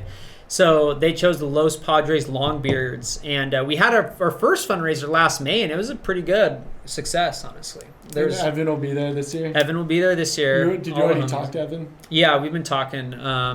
Yeah, hopefully we're able to make it bigger and better. I think we will. What does Evan need to bring to the table that'll make it bigger and better? Just sell more tickets, man. We need more people there, you know. So anybody... Are they pretty expensive, the tickets? You know, I mean, it depends on the person. Some people think so. I think... Like you can drop $1,000 on a ticket, right? If you buy a table, then yeah, okay. Which is like 8 tickets. Gotcha. Yeah, no, like a singles ticket could be anywhere from like... Probably like on the low end $60, like real high end like $120, but like maybe average like anywhere between 60 and 80. Gotcha. Or something like that. But I've honestly been wanting to lower the prices a little bit just because I want people to go. I feel like a lot of times they're hesitant. They're like, oh, I don't really know what this is. Like it's a great time to go to these events. Oh yeah, 100%. And like, dude, like we have like a full bar, like we feed you, and then like you get to like get chances at cool stuff. And we don't even just give away hunting stuff. We have like nice furniture. We have stuff like women's tables and stuff. Like Evan won that shotgun, right? Yeah, Evan won a shotgun at one of them. What shotgun did he win? I think he won like a Stoger semi-auto or something like that, like a 12 gauge. Like a 12 gauge or something like that. Yeah, yeah. So. Yeah, but we have a bunch of cool stuff, man, and really anybody could go and enjoy it. But yeah, so we have it. It's we don't have a date locked in yet, but it's going to be, I think, in that like May, April time frame. You know, so yeah, it's going to be should be a good time, man. I'm really looking forward. I think this year it's going to be like the biggest and best that it's ever been. So. Damn. Yeah. Okay. What city does that happen? Los Osos? Tascadero. Tascadero. That's where I was that one time. Mm-hmm. Yeah. I remember getting a text from Evan. Did he want you to go? Yeah. Was he trying to invite you? Yeah. You should have came, dude. Where were you that day? Dude, I was in balls deep in school, and I definitely didn't have $60 laying around. For sure. Oh man. Well, we'll have to get you there. I think we're gonna make it, like I said, a little cheaper this year, and we'll have to have you out so you can come see. Yeah. Okay. And I'm like, you know, really like the point guy at those events. Like I'm on the microphone, like talking to people, like in front of like, serious? oh yeah, 100%. Whoa. Yeah, like that's our job is to like make sure the event runs well. Like we're on the microphone trying to get people to spend money, trying to get people excited. You know, like mess with the crowd a little bit. You know. Really? Oh yeah. What'd you do to mess with the crowd? My job is so hard to describe to people. Like when you ask me, like, what's your job? You know, it's like I'm a wedding planner, I'm a negotiator, I'm a conservationist, I'm a salesman, I'm a showman. So to like I'm saying, like when you're at the event, you're on the microphone. What like, are you wearing? Sometimes I'll be wearing like a polo with like our logo on it, or like I'll wear like a nice like collared long sleeve shirt or something like that with like my hat or something. Nice That'd be jeans. sick if you wore this. Something like that. That'd be sick. Dude, I think I would scare some people off with honestly. a rifle like attached to your back. Yeah, maybe. You know, you should come dressed like that at the event, and we'll see. Dude, that's something that I would not want to come alone to. Yeah, well, Evan will be there and stuff. And well, no, I would want to come with someone that I'm going to be like sitting next to. Oh yeah, I gotcha. Whether it's a girl or a guy. Sure. You know, like yeah. I want a person with me. But it would be I don't know who I would invite. But I could think of somebody. Yeah, I'm sure someone would want to go with you. Even like Squid or something, I'm sure would like come. You think so? Oh, yeah, I think he would. If we pushed him to do it, yeah, for sure. Yeah, man, they're a ton of fun, dude. Like to go back to your question about like how I mess with the crowd, you know, like we'll do different things. Like, you know, they'll win something, and then I'll be like, all right, like, you know, we're gonna give you a choice, you know, you can walk away, like I'll pull out like cash, I'll be like, you can walk out with like this much cash, or like you can like, and then they're like on the spot now, you know, in front of everyone. And it's like a room like of like 100 people, you know, and they're like, oh fuck, like I don't know what I want to do, you know, and then you kind of put out, you're like kind of like, okay, you know, like you got like 30 seconds or something, and then you know, they'll be, oh, I'll take the cash or I'll take the gun or something, you know, I don't know. Or we'll like do fun things like there'll be like 10 people who bought like a ticket into a game. And then I'm like, okay, like instead of drawing like the first person that wins, instead of saying that the first person that I draw wins, you're like the first person out.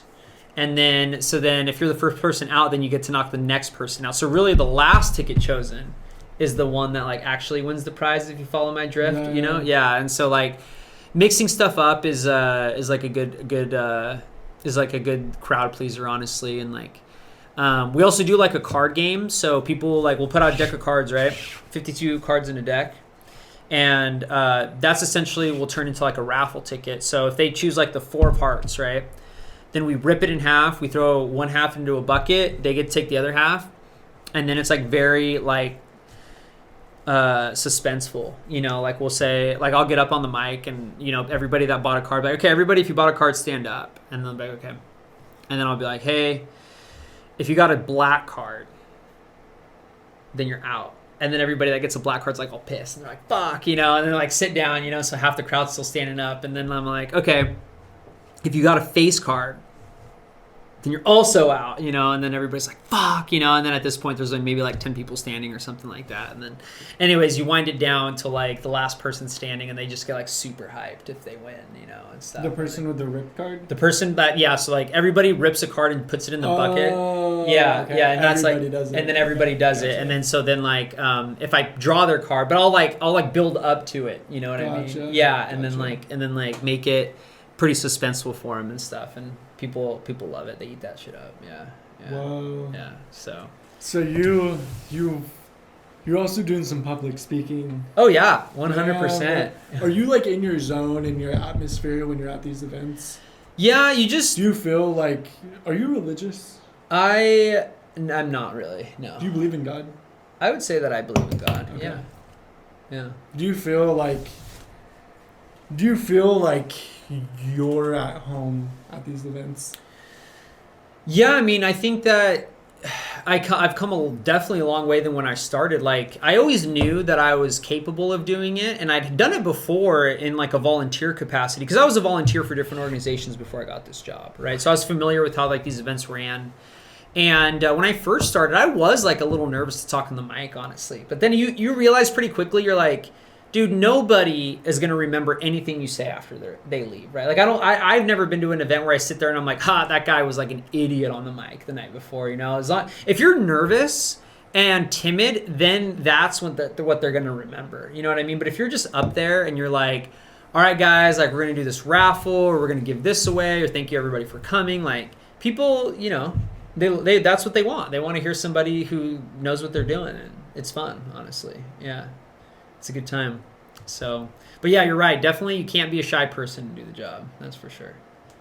Do you have a boss? Yes. Yeah. So I report to the director of field operations, and we all work remote, right? Because we all live in different states. Whoa. Yeah. So like he lives in Illinois, and we're just scattered everywhere. Like people on my team are like from Florida, Mississippi, Missouri, Ohio, Georgia. They're just like from all over the place. Yeah. Your boss is like this fucking California asshole. Yeah. Dude, California has gnarly gun laws and like do. Hunting restrictions. Yeah. No, we understand too that it's a challenging state to fundraise in. Is it? Yeah, definitely. I mean, we deal with stuff that other states couldn't even imagine, you know. Are you serious? Oh yeah, 100%. Like there's some companies that don't even want to ship guns out to California anymore because we just make it so hard for them to do it. Yeah, and they don't want to have to like deal with all the red tape that is involved in it and stuff. So. Damn, dude. Okay, I know good people who are my friends who like believe that society would be better and like there wouldn't be school shootings and crime rate would be low if guns were illegal. And I'm like they just don't know how it really is. Yeah. If you make guns illegal. Right. And if guns are illegal, there's been so many made at this point that there's always going to be a black market for guns, like there always has been.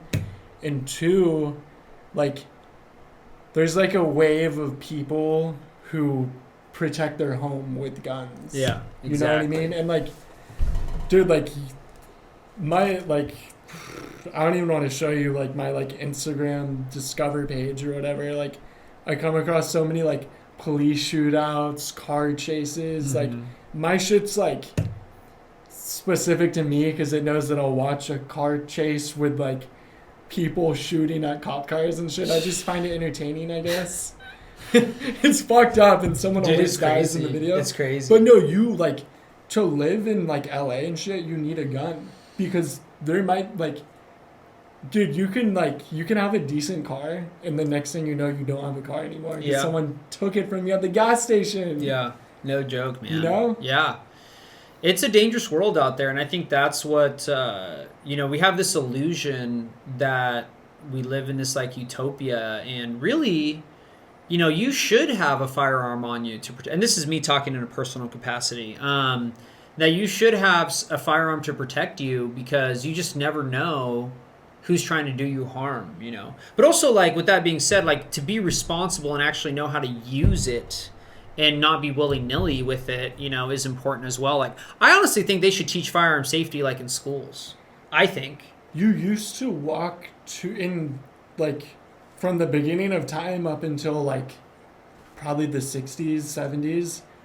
You used to walk, like, in the rural school zones, you used to walk with a gun. Oh, yeah. And no one cared. Dude. No, I hear literally old-timers, what I consider to be old-timers, tell me that when they were kids, they would literally like get home from school, grab their shotgun, get on their bikes, ride their bike to like a hunting area and maybe go quail hunt or duck hunt, and then come back before dark with like their birds, and like that wasn't a big deal. They could like just go do that, Yeah. Like what a crazy turn of events, you know what I mean? And it's unfortunate, like people do use them for, evil things, but I would argue that more often than not, having one is more beneficial than not because you prevent that from happening. I forget the statistic. There is a statistic. I'd be curious for anybody watching this to look it up, but just the mere presence of a firearm prevents like a lot of interactions that otherwise would have gone poorly. Like it's a very high percentage. Just somebody pulling one out and showing, like a victim pulling one out and showing that like, oh, I have something to protect myself. Do criminals just like go running, honestly? Like, what's the saying? I think they say that like an armed society is a polite society. So yeah, but more regulation is not the answer at all. I definitely am a person that like I think you should have a background check. That seems fair. Okay, make sure that you're mentally stable. You haven't committed a crime. Like that's not unreasonable at all. I definitely think that, like I said, we should have more firearm education in like the public school system, so people understand like this is what it is. This is how you use it. Different things like that. But I just think the media and people just like have such a bad light on it that it's really perceived poorly by a lot of people. And sure, I mean, there's been a lot of devastating things that have happened, but you cannot count out the positives from firearm ownership at all, So it's crazy. Yeah. There's nothing wrong with having like a gun in your glove box. No. Like that's like a safe thing to do. Yeah. And you don't know you need it until you need it. Yeah. Unfortunately. Yeah. Like, dude, I'm at like, just in all the movies and the thrillers and the TV shows that make it super like anxious and shit, like all that stuff is based on real life scenarios where someone needed a gun in those moments. Sure. Yeah. No, I agree with you, man. I mean, I think that, people do... There is, like, bad that happens, but it is not anything that should deter you from wanting to own a gun, right? And if I have, like, a daughter someday, I want her to know how to use a gun, to be able to protect herself. For sure. Yeah, like, if she's, like, a young... pretty like 20-year-old girl and she's like walking around at night or something, like fuck yeah, I want her to have a gun, like no doubt about it. I want to know that she knows how to use it, that she can pull it out, that she like can legally carry it, and then like, dude, like what's gonna happen? Some guys are gonna go fuck with her or something, like I mean, it's scary to think about that stuff. Yeah. But, yeah. So, no man, it's and that's where like hunting too gets caught in the crosshairs of it, right? Because like, a lot of those school shootings that you mentioned or crimes, they're not getting done with a deer rifle. They're not getting done with the shotgun, right? But the laws that especially California has in place hurt us too, Like a lot of companies, like I said, won't even ship ammo to California because they feel like it's too much trouble to do it. You have to wait like 10 days once you pay to like pick up your gun, you have to get a background check even just for ammo, like for shotgun shells to go duck hunting, you have to get background check for that. All these things just like I think deter hunters, make it more difficult for hunters to participate in hunting. And it's just like so that's why I think like some hunters who might find more middle ground with like people that like gun control, like get mad because they're like, dude, you're literally like, I didn't even do anything and you're taking my rights away. You're making it harder for me to go hunting. Mm-hmm. You know what I mean? And it's just like, I don't know. But unfortunately the legislators and the anti-gun activists, they don't think that way. So yeah. But we live in the Wild West right now. Like society, like there's more evil in society than good, it feels like. Yeah. I guess you could say that. I mean, there just seems like, if you just have like a car in a parking lot overnight, it seems like it's gonna get broken into, Well, did you ever hear the story of when my truck got stolen? No. You haven't heard that story? So this was in 2021. It was opening weekend of duck season. Just about 3 years ago now. And I went to an area near Fresno to hunt. It was a great day. Got a limit of birds. And then my buddy was going to the Fresno State football game because his little brother at the time played for UNR. And they were playing Fresno at Fresno that night. And he's like, dude, Seabass, like, come with us to the game. And at first I wanted to hunt on Sunday as well. And I probably, looking back, should have. But I was like, okay, like, yeah, like, fuck it. Like, I'll go. I, like, got my birds. I'm going to go. So I drove to Fresno, and they were staying at like the Marriott or something there, and I parked my truck in the parking lot, and they were actually already at the game by the time I had like arrived at the hotel. So they like gave me a room, they like left a room key at the front desk or something. Went up, showered, and then changed and Ubered to the game. Well, I had like all my hunting stuff in my truck, right? I had like my shotgun, I had my shells, I had gear. I'm not even kidding. I think when I tallied it up, it was like, including the truck, it was like $20,000 worth of like stuff. Like it was a lot of stuff in there. And then went to the game, came back, and I remember like while I was at the game, I had like a weird notification on my phone that like my card had gotten declined at like Walmart or something. And I remember thinking like, that card's in my truck. Mexicans. They went to Walmart, dude. They went to Walmart. I'm not going to say more, but they went to Walmart. You're Mexican. I'm Mexican, yeah. Well, are you like, you look like more like you're Mexican and something else. No, full Mexican. Oh, for real? Actually, yeah. Okay. So my dad was born here in the United States, but his dad, so my grandpa, came over as we're on a working visa from Mexico. And then my mother, she came to the United States when she was like 19 years old. Yeah. Gnarly. Yeah. Fuck yeah. What do your parents do? And where do they live? They live in Utah still. Shut up, bro. Yeah. They lived in Arizona for a little bit after I left, which I fucking love Arizona. But they lived in Arizona for a couple years, and then they moved back to Utah, I think like a year or two ago. And then, my dad was a Forest Service employee his whole life. So he was like, I think he started like in fire and then eventually moved into like a management role and then ended up retiring from the Forest Service a couple years ago. And then my mom currently works like at a hospital, just like, like on their cleaning crew or whatever. But But yeah, so they live in Utah. Happy. Been married now for like 30 years. Whoa. So, yeah. Are you single child? No, I have 4 younger sisters, or 3 younger sisters. I'm the fourth. We have 4 children, 3 younger sisters. Do they live in Cali? Do they know what you do? One of them lives in California. She lives in Camarillo, and then the other 2 live in Utah. Do they know like what you do? For work? Yeah. Yeah. Oh, yeah.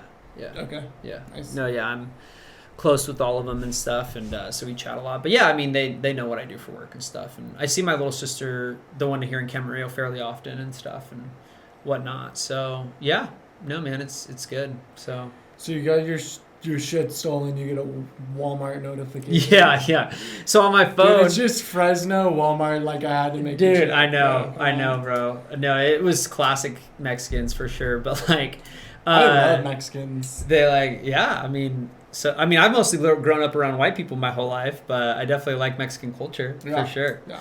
But what was I gonna say? I remember getting a notification on my phone, be like, "Oh, your card just got declined at Walmart." At first, I was like, "Oh, maybe somebody hacked my card online or something," so I locked it or just turned it off, and then. I went back to the hotel that night, but we were gonna go out, like we were gonna go out to like the bars and stuff in Fresno that night. And then I remember thinking like, oh yeah, like what happened to that card? It was in my truck. And then I walk over to where my truck was, and there was nothing there. Like the parking spot where my truck was vacant. Fuck. And I was like, are you fucking kidding me? Fuck. And they caught the guy about a month later. In your truck? They found the truck, they caught the guy, but they never found, like, the items inside. Were they like, hey, motherfucker, where the fuck's the shotgun? Dude, I don't know. I thought they were going to do something like that. That'd be sick if they let you interrogate him. And he's, like, chained up to a wall like that, and you're, like, throwing water in his face. Be like Chinese water torture on him. He would tell you. You think so? If it was, like, if you were allowed to, like... torture someone until you find out where they put your shit in like reasonable torture, not like rats in a cup against your belly and they gnaw through your stomach. I'm just saying like some chill stuff, like throw water in some face, smack, like where the fuck's my shotguns? Like they'll like if it's something lighthearted like that and they're like they crack. I'm just saying out of the goodness of their heart, they're like, fuck, you caught me. You're a kid, dude. I'll fucking tell you where your shotguns are. Yeah. Honestly, throw water in someone's face. Like, dude, just fucking tell me. Yeah. I bet he cracks. You think he would say? I bet he cracks. Yeah, well. If you're like, dude, I will reduce your sentence by half of whatever they're putting on you right now. Yeah. And, like, you'll walk away with, like, $200 in your pocket. He's telling you where the fucking shotguns are. Yeah, you would think, man. I mean, I felt like the guy got off too easy, honestly. What did he get off? He he was supposed to go to jail for I think 5 or 6 years, but then it's like in California, it's like if you serve 1 day, it counts for 2 or some bullshit like that. 1 year? Oh. Like if you serve 1 day, then it's like that counts for 2. Because I think honestly, like our jail system is just like overrun. They like can't hold people, There's too many people in jail, There's too many fucking criminals. So like the guy like eventually also got out like on parole, but was like working for like the jail system or something, and like I can like monitor it too. Like if anytime I want to choose to like look him up, then can find him or whatever. But yeah, they give you his name and shit. Yeah, exactly. Why? Because that way I know who he is, like if he ever comes looking for me or something. Oh, really? Yeah. Okay. Yeah. So, anyways, he, I'm pretty sure he's still like in the pen, honestly. But, dude, it was like his 3rd or 4th offense. Like it wasn't like he just did it once because like to feed his family. Like he was like a criminal career guy. Dude, he was going through the flashlight while everyone's at the game. Yeah. Going like saw your guns. Guaranteed that's what happens. And I don't think they were like necessarily visible, but there was definitely like a lot of hunting gear in the truck. Yeah. Fuck. Yeah, that guy. So how'd you get out of Fresno? Oh, well, my buddy that I went to the game with was from SLO, so I drove back with him. Were you like You didn't take a nap on the ride home. You were probably irate. Dude, You I probably stopped at McDonald's, got like a fruit smoothie and 20-piece McNugget, and fucking started plotting scheme and vengeance. just remember thinking like, dude, I can't believe this happened. Like, I cannot believe I'm in this situation right now. I can believe it because you were in Fresno. Dude, it is hard for me to park. Yeah. Like, I will never, unless I'm parking in someone's garage, which I had to do this year, so that's why I'm saying that part. But like, you will never catch me parking in Fresno, Oakland, anywhere in LA, San Francisco. It has to be like at Vince's house, like the window of the living room overlooks the fucking car. Like, dude, you park in those places, you get ripped off. Yeah. Yeah, man. You get parts stolen out of your car. Yeah. Dude, Fresno's a garbage dump. Dude, Fresno. Fresno's actually fucked. Oakland's fucked. San Francisco, LA. Dude, It is common for, like, people to scope people with, like, luggage bags and shit. They leave their car for 1 minute to walk in Starbucks. People come, baseball bats, all their windows, take all the shit out, dip. All their suitcases and shit. Really? All their credit card, like, my Instagram just fucked, dude. Seriously, that's crazy. All there is on my Instagram explore page is like UFC fighters, like really nice asses, and then crime. Yeah, I don't get that on my explore page, honestly. You probably get happier stuff, but you can ask I send a lot of crime stuff to Taj because I'm trying to like show him the roads, how like messed up it is, and Does Taj not believe that it's messed up? No, Taj believes it's messed up, but I like to show people there's more shootouts than people think. So I send people a lot of cop shootout videos. Yeah. Where there's people with, the Glocks, how they do the thing with the switch and then it's full auto. Yeah. So I send people those videos, and they're like legit shootout with cops. Whoa. In California. LA, like sketchy places. Dude, it's just gnarly going there. Like, Dude, the thing is, you call the cops out there, they don't show up because they're fighting people with guns, dude. Dude, I was in San Francisco not too long ago. I saw this lady an old woman get thrown on her face, and I heard her skull hit the concrete, and I'm like, I guess I call 911. I call 911, nobody shows up. If that happened in slow, they would have came right away. So she got thrown down by people? Like by some thugs? Dude in the restaurant. And I was like, well, I either fight a bunch of dudes right now, or one dude did the thing, but he was definitely with people inside the establishment he came out of. I either get in a fight right now, or it's either fight or flight, and I chose flight, so I just called 911 real fast. Dude, that's so fucked. And nobody showed up because they're dealing with gnarlier crimes. Yeah. In slow, they would have shown up in minutes, dude. Oh yeah. Minutes. Oh yeah, 100%. Isn't that crazy? Dude, that was in San Francisco? Yeah, like within this past year. Wow. Last summer. Wow. Not summer a couple months ago, but the summer before that. 2023, yeah. That's crazy, man. Poor lady. Should have gone and fucked that guy up. Been like, yo, stepped up to him. I was also really fucked. I don't think I could have fought. Yeah. Damn. You see, that lady needed a gun to protect herself from that guy. In San Francisco, they probably would have called her the criminal, though. True. You know? True. She got, like, dragged out by her hair. So, like, even if she had a gun, like, she just have to, like, break that grip, step back. Damn, bro. That's gnarly. Dude, okay, so are you busy day to day with your job? Yeah, 100%. It's a job that, like, you never really clock out of. Like, you're always representing the organization, which I enjoy it. I love talking to volunteers. I love planning the events. I love, the conservation aspect that goes into it. I mean, most of the time you got to think like these people are volunteers, right? Like, so they don't get paid. Obviously, it's in the name. You get paid. I get paid. But they work a full-time job. So if they work from 9 to 5, when are they going to call me? They're going to call me like 6, 7, 8 p.m., and you got to be available at that time. Like you have to, But yeah, on the flip side, it is like a great job too, because like, we're all hunters and they understand that like, sometimes you might want to hunt like on a Tuesday or something, and stuff. And so as long as your work is done and you're successful and you're doing everything you're supposed to do, you can sneak out, go hunt in the morning, work the afternoon, Damn, Yeah, so that's really cool. But yeah, I mean, I work a lot of weekends too, so it's like a trade-off, Yeah, it's just really as long as you're getting your work done, then like, you kind of make your own. You're almost like your own boss for your region, And you feel like you're busy. Yeah. Okay. Yeah. What's your project you're working on right now?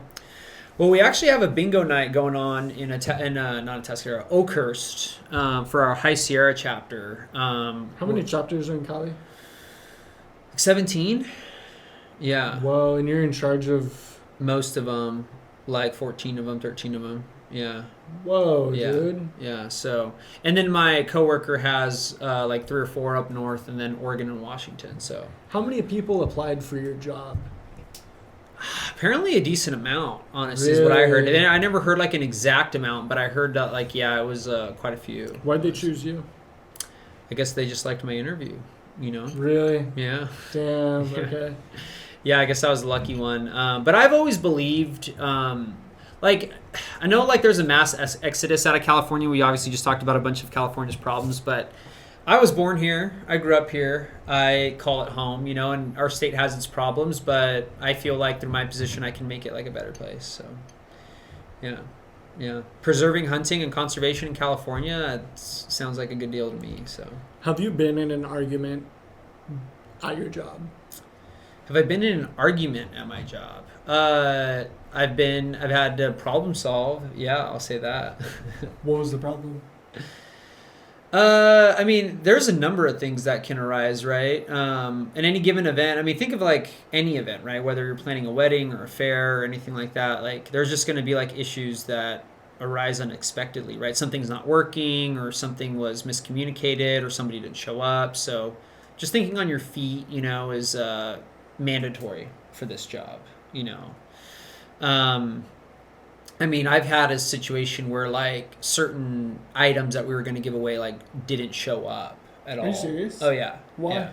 Just like they just got lost or they just never got shipped out to begin with or something. Really? So yeah, and then so you have to think on your feet like what do we get? There's people coming to expect to like win a prize or something, Are you like what do we do? serious? Oh yeah. And So they're just not getting it? and well, you gotta give them something, What do you give them if they don't? There's sometimes I have like extra inventory, or we have like you can literally like just like print out like a piece of paper saying, hey, like you're gonna get this, but you're gonna get it later, kind of thing, or like Really? you just literally gotta think on your feet, Fuck. My job is like always very spontaneous in that way, and like yeah, so sometimes you have people that win something and then later on they like don't know how to use it, or like for example, we used to have like a coffee table that would with like a magnet card would like unlock and you could hide your guns like in it, and sometimes people get it stuck or they don't know how to use it, so like they call me like all upset about it, and I'm just like, okay, like I'll try to help you, because I am like customer service like in a way like that too, like I said, add it to the list of things I said earlier of what my job entails and stuff, but Customer service. yeah, so I'm like the point guy for some of that stuff, but yeah, man, it's definitely there's no job like it. I don't know any other job I could compare it to, honestly. There's just so much that goes into it, but it's rewarding for sure. And are we even like scratching the surface of what you do on a day-to-day?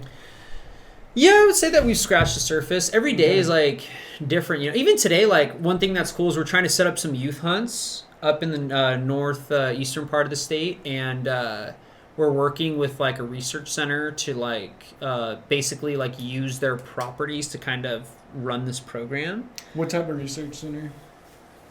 Dude, I don't know what they do. I just know that they call themselves like the Sierra Research Center or something, and like up by Marysville and stuff. But But basically, they have property that has turkeys on it. In the past, they've had youth hunts there, and we're trying to bring those back. Like at some point along the way, they did them for like a really long time, and then they ended.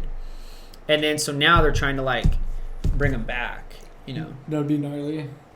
If it's like a biochemical warfare research center and like a bunch of their waste products are like going in the river, that like the now you're spreading conspiracies out here. I'm pretty sure they're probably like studying like butterflies or some shit. And like the pheasants and shit that are like gonna be part of the hunts. They're like drinking from the water. Maybe the kids like shoot them out of the air and they take them back and they eat them and they're getting, like gnarly like. This sounds like the beginning of some kind of movie, honestly. Their like stomach turns like blue. Oh my god. You're making this sound so bad. Hey, we're trying to get kids outdoors, okay? You're going to discourage people. There's going to be parents that watch this and they're going to be like, oh, I'm not taking my kid to that anymore. No. What I said was wild. Oh my god. No, I know. I broke the ice. Yeah. No, I'm kidding. The ice has already been broken. The ice has been shattered. Dude, we've been kicking, bro. We've been mobbing for sure. Dude, couple more questions and I think we could fucking wrap things up. Absolutely. What do you got for me? So you live on the coast now, officially. Yeah. Like you're not gonna leave. You're gonna live in a Tuscanero. That's right. Okay. That's the plan. Damn, bro. Yeah, I'm excited. It's a good place to be. So. Gnarly. Have you been saving up for a house this whole time, or like, what made you pull trigger on buying a house? Because I know at one point you were gonna try and renew the lease and potentially live somewhere with Evan and Squid. Yeah. And so Charlie. when the option to, not even the option, but when we got informed that we were no longer going to be able to renew our house in Los Osos, that kind of sparked it. Because my dad and I had been talking about going in on a property together. And before that that notice to leave the property in Los Osos even came. So like when that came, it was kind of like, okay, maybe I should start making moves on this, And I had money saved up. I'd obviously spent some money on my house in Westwood. Which that was like all me. Like nobody else helped me with that. That was all money that I'd saved personally and bought that house. But then with this house on the Central Coast, my dad basically said, hey, like if you want to do this together, I can help you, and then we can pull our funds together and buy a house, right? So to be quite honest, man, like it was a lot of money. As I'm sure you know, property on the Central Coast isn't cheap. But my dad definitely helped. But I gave up a lot of saved money that I had, sold off stocks to make it happen. But I felt it was a worthy investment, right? Like I could feel like it could only go up. And then, with like the excess rooms in the house, rent them to people and stuff like that, and then help pay the mortgage down and stuff. So, some people out there might think that like, oh, he didn't work very hard for it or whatever, but they have no idea the effort and time and stress that went into it. I mean, we moved out of our house in Los Osos in July. I just got the keys to this place like 2 weeks ago, a week and a half ago, something like that. Like I was homeless for like that. And like you mentioned earlier in the podcast, like I'm just resourceful at finding places to stay. You know what I mean? But it was a really, really, especially with like my job, like the amount of days that I spent like working in a coffee shop, days that I even spent like sleeping in my truck, like other people, they don't see that, they just like are easy to judge, be like, oh, his daddy bought him a house or something, which is certainly not the case. It was very much a group effort, an investment that my father and I made together. But that's also like a positive thing, right? Because like building that generational wealth together, giving your kid the head start that maybe he didn't have, and then now I'll be ahead enough to give my kids even a better head start. You know what I mean? I mean, if you're not thinking like that as a family, if you're not making financial moves, then you're going to get, you're not going to be as successful as you can be, in my opinion. So like my dad, is great and, almost like a business partner in this case. But like I said, it did not come without blood, sweat, and tears, man. And it's still ongoing. I still work on my houses every chance I get to make them the best they can be. So, yeah. No, it was quite the process, but things are looking up. So, yeah. Fuck yeah, dude. Have you cooked at your new house yet? Yeah, fuck yeah, dude. Yes, dude. Oh, yeah. What have you cooked? Well, all the meat that I consume is wild game meat, right? So I don't even buy like chicken or beef at the grocery store. I eat deer, duck, turkey, quail. Every day. Pretty much, yeah. Fuck, That's it, yeah. dude. Yeah, so I just shot a buck, like I said, the same day I closed on the house like 2 weeks ago.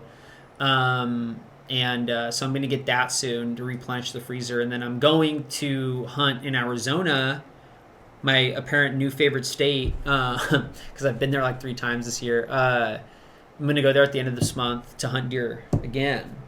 I drew a tag down there, and so hopefully the freezer will be very, very full after this. What do you mean drew a tag?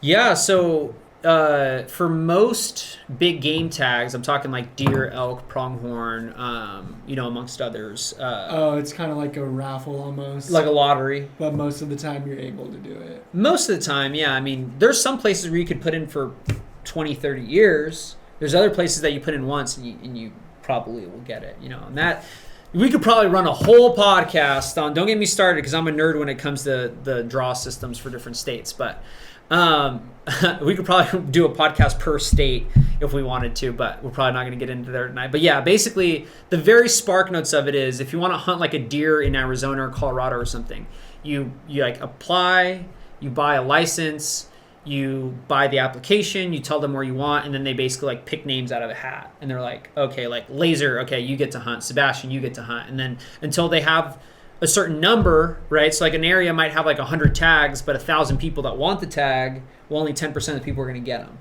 right? So they'll just like draw names until those 100 spots are full, and then the rest of the people don't draw. So it doesn't get over 100. Yeah, exactly. Yeah, you can't. Well, again, we're getting into the weeds here, but for the most part, if it's a draw unit, meaning like you have to draw it in a lottery, you can't just go buy a tag. Like you have to win it in a lottery style system. Does that kind of make sense? Yeah. Yeah. There are some units in every state where like if you want a tag, you can buy it, but it's usually like the quality of the hunt's not that good, What do you mean? Like if you can just go buy the tag, that usually means that there's going to be a lot of hunters. That there's probably not as many big game species in that unit, but they manage it for that reason. They manage it for that, and they have a specific reason for doing that. The reasons I don't really exactly know, but each state game agency has their reasons why. And so, like, let's say, like, every state, if you look at it, is like broken up into different areas, and so you can apply for tags in different areas. Well, sometimes you can just buy a tag and go in there and hunt. Well, in where those tags are good for, maybe it's just like, okay, they know they're going to sell 1,000 tags, but you're only going to harvest like 100 deer out of there, and those 900 guys aren't going to be successful. That's just the way that the state manages that unit. Yeah. So What got you into hunting? my dad would take me. So like I said, he worked for the Forest Service, and he didn't grow up hunting though. So like me and my dad, when we first started hunting, knew like the same almost about hunting, and we were unsuccessful a lot. And I loved hunting with my dad. Honestly, some of my favorite memories growing up were hunting with him. But like, I think he more did it because, like I said, he worked for the Forest Service and he had coworkers and stuff that were hunters, and I think they kind of got him into it. And then at some point along the way, I think he was like, well, maybe this is something that Sebastian and I can do together, and so he would take me, and I ended up falling in love with it. He's more like of a casual hunter. Like he might go out by himself every now and then, but he doesn't like prioritize it, like me. Like I have, like, if it's opening day of turkey, if it's opening day of duck, if it's opening day of deer, like I have it circled on my calendar like months ahead of time. Like I know and prepare for it, and my dad mostly goes, like, if I go back home and like push him to go, he'll come. But yeah, I mean, I just like have always loved it since I was a kid, so there was nothing else that I wanted to do. When everybody else is out going to the bars and getting drinks, I'm like getting ready to go hunting somewhere, honestly. Did you party at all? When? Like, a couple years ago. A couple years ago? Yeah. Have you ever been blacked out drunk? I've never seen you like fucked up. That's so seen funny. you fucked up. Yes, I've tied one on quite a few times. What's tied one on mean? Get drunk. Did you call it tied one on? It's just a figure of speech. That's hilarious. I've never heard that figure I'm trying to retain some professionalism here since we talked about my job and stuff on here. But, shit, okay. But yes, I've had fun. I think there's going to be people that see this and they're going to be like, Sebastian, like, yeah, he parties. Like, yeah. Okay. Maybe we just haven't been drunk together, dude. We need to change that. Well, you never really drank from... Every time I came over to the Osos house, you were never like drinking. Oh, okay, that's good. You drink we'll a beer let everybody believe that. You drink a beer too, but we would be like raging, right? I guess, yeah. I felt like I was raging too. I think what happened was you were already drunk, and then I just had to catch up. By the time I caught up, you were done. See, then you never saw that. Dude, me and you have never been drunk at the same time together. All right, well, we can change that. You know, think so? Yeah, we can absolutely. All right. Yeah, I'm 100% down. 2025 or 2024. I'm not drinking until like deep into December. Oh, okay. It'll, gotcha. dude, at your house, let me come stay the night one time. Oh, yeah. In 2025. Or before, dude. Okay. Or before. Yeah, we'll definitely have to get together. That's so funny, dude. Yeah, I know how to party. I'll say that. Do you use a bow or do you use a rifle? Both. I've used both, yeah. And how do you personally hunt deer? With both, honestly, like I said, it just kind of depends. There's certain seasons for each. So, like, if it's archery season, it's archery season. If it's rifle season, it's rifle. And you try and call a deer in, and you're sitting in a blind? No, that's not really how deer hunting works. More so, deer hunting is like you spot them and then you try to stalk them. You know, it's like you look for them and okay, there's a buck, and then you go try to sneak up on it and stuff like that, and like. So you just have to fucking be out in the wild walking.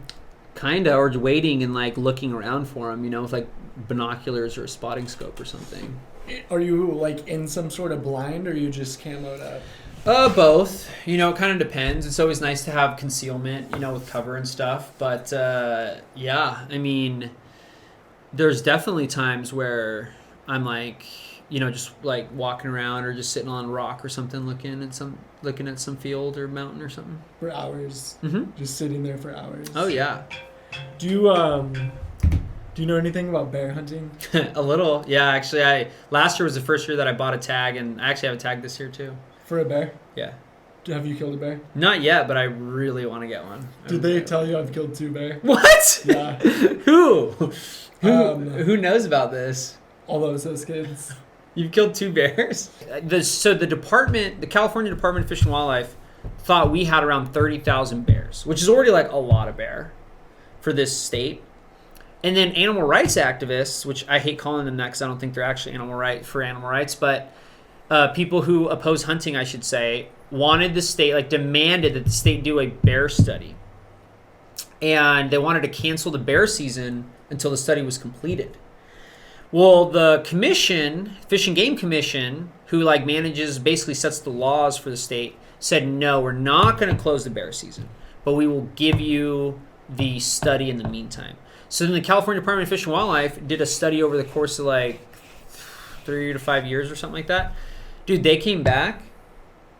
They said that the state, they think the state has 60,000 bears, potentially 80,000. And that's a lot. I think hunter surveys are important. I also think they do flyovers. They do a lot of collaring. I'm not a biologist, but just from what I've read or seen online or whatever, they have different strategies to kind of study them and stuff. But anyways, yeah. So they came back with a study. They're we think there's 60,000, maybe even 80,000 bears in the state, which is crazy. I was told by a biologist in confidence that works for our California State Fish and Game. He's like, Sebastian, I'm pretty sure that we could kill 3,000 bears every year, and that would still leave the population stable, if not growing. Stable or growing. Right now, our quota, the max that we're allowed to kill, how much do you think it is?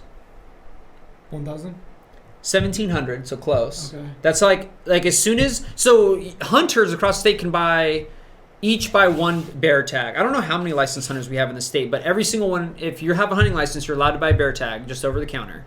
And as soon as 1,700 bears get killed, then the season just closes. Like, you can't hunt bears anymore until next year. Dude, since they made bait and dogs illegal, we haven't hit the 1,700 number since the last year we could hunt with dogs.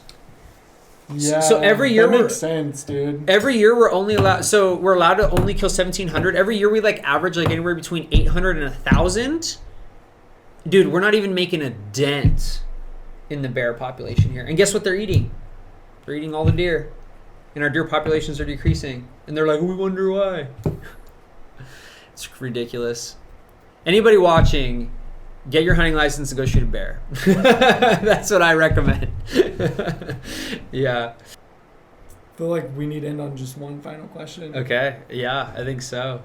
You do seem like smart and articulate. Oh, thank you. Yeah. I Like you went to appreciate that. school and you got an education. Sure. Yeah, I guess I did. Did your teachers like you and you were like providing like essays for them to read and like doing your homework and shit? Like did you succeed in like Cal Poly math?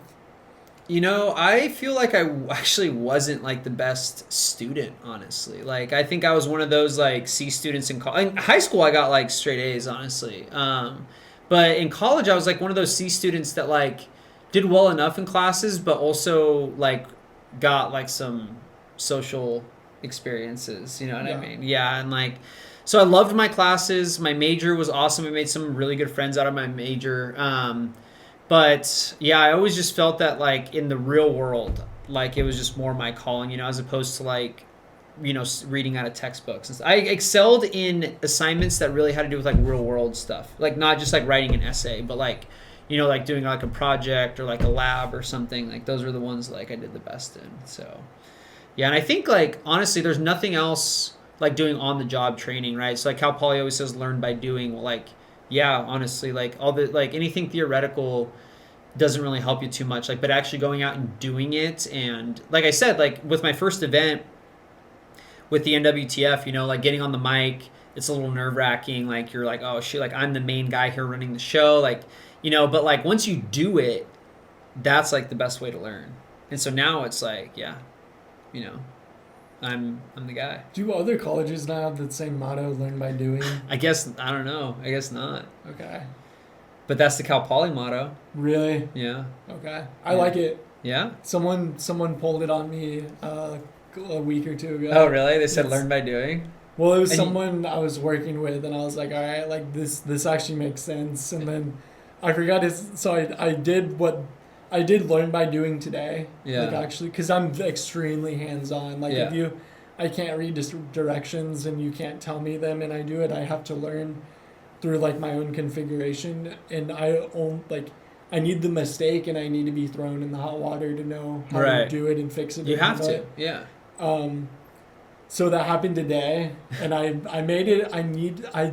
I forgot to tell them, like, because they came up to me and they were like, oh, like, did the thing go good that you were supposed to do? And I was so busy, I forgot to be, like, I was, like, super busy in passing, and I was like, yeah, like, I got it, like, good, and then just back to what I was doing. But I forgot to be like, hey, like, learn by doing. Like, I meant to pull that on them today. But when I see them this week, I'm going to say, yeah. I'm gonna hang it up. Hey, learn by doing. Dude, anything you want to say before we close out? Yeah, man. If anybody wants to learn more about what I do or the National Wild Turkey Federation in general, you know, they can reach out to me. Just look up Sebastian Garcia, National Wild Turkey Federation on the internet. I should come up as you want the me to California put that rep. link on here? Yeah, you can. Okay. Absolutely. Yeah, we'll put that link on there. Join a local chapter. If you want to know anything just about hunting in general, feel free to reach out to me. I field those calls all the time. But yeah, man, other than that, just thanks for bringing me on, man. It's been fun. So, dude, I appreciate you coming by, dude. Yeah, good shit, awesome. Good shit. Hell yeah. We kicked it for like a while. Dude, bro. I've been here for, it's like 4 hours. I got here like at 7:30. It's like fucking 11:25 right now. It's been a second. Dude, that's hilarious, bro. Woo!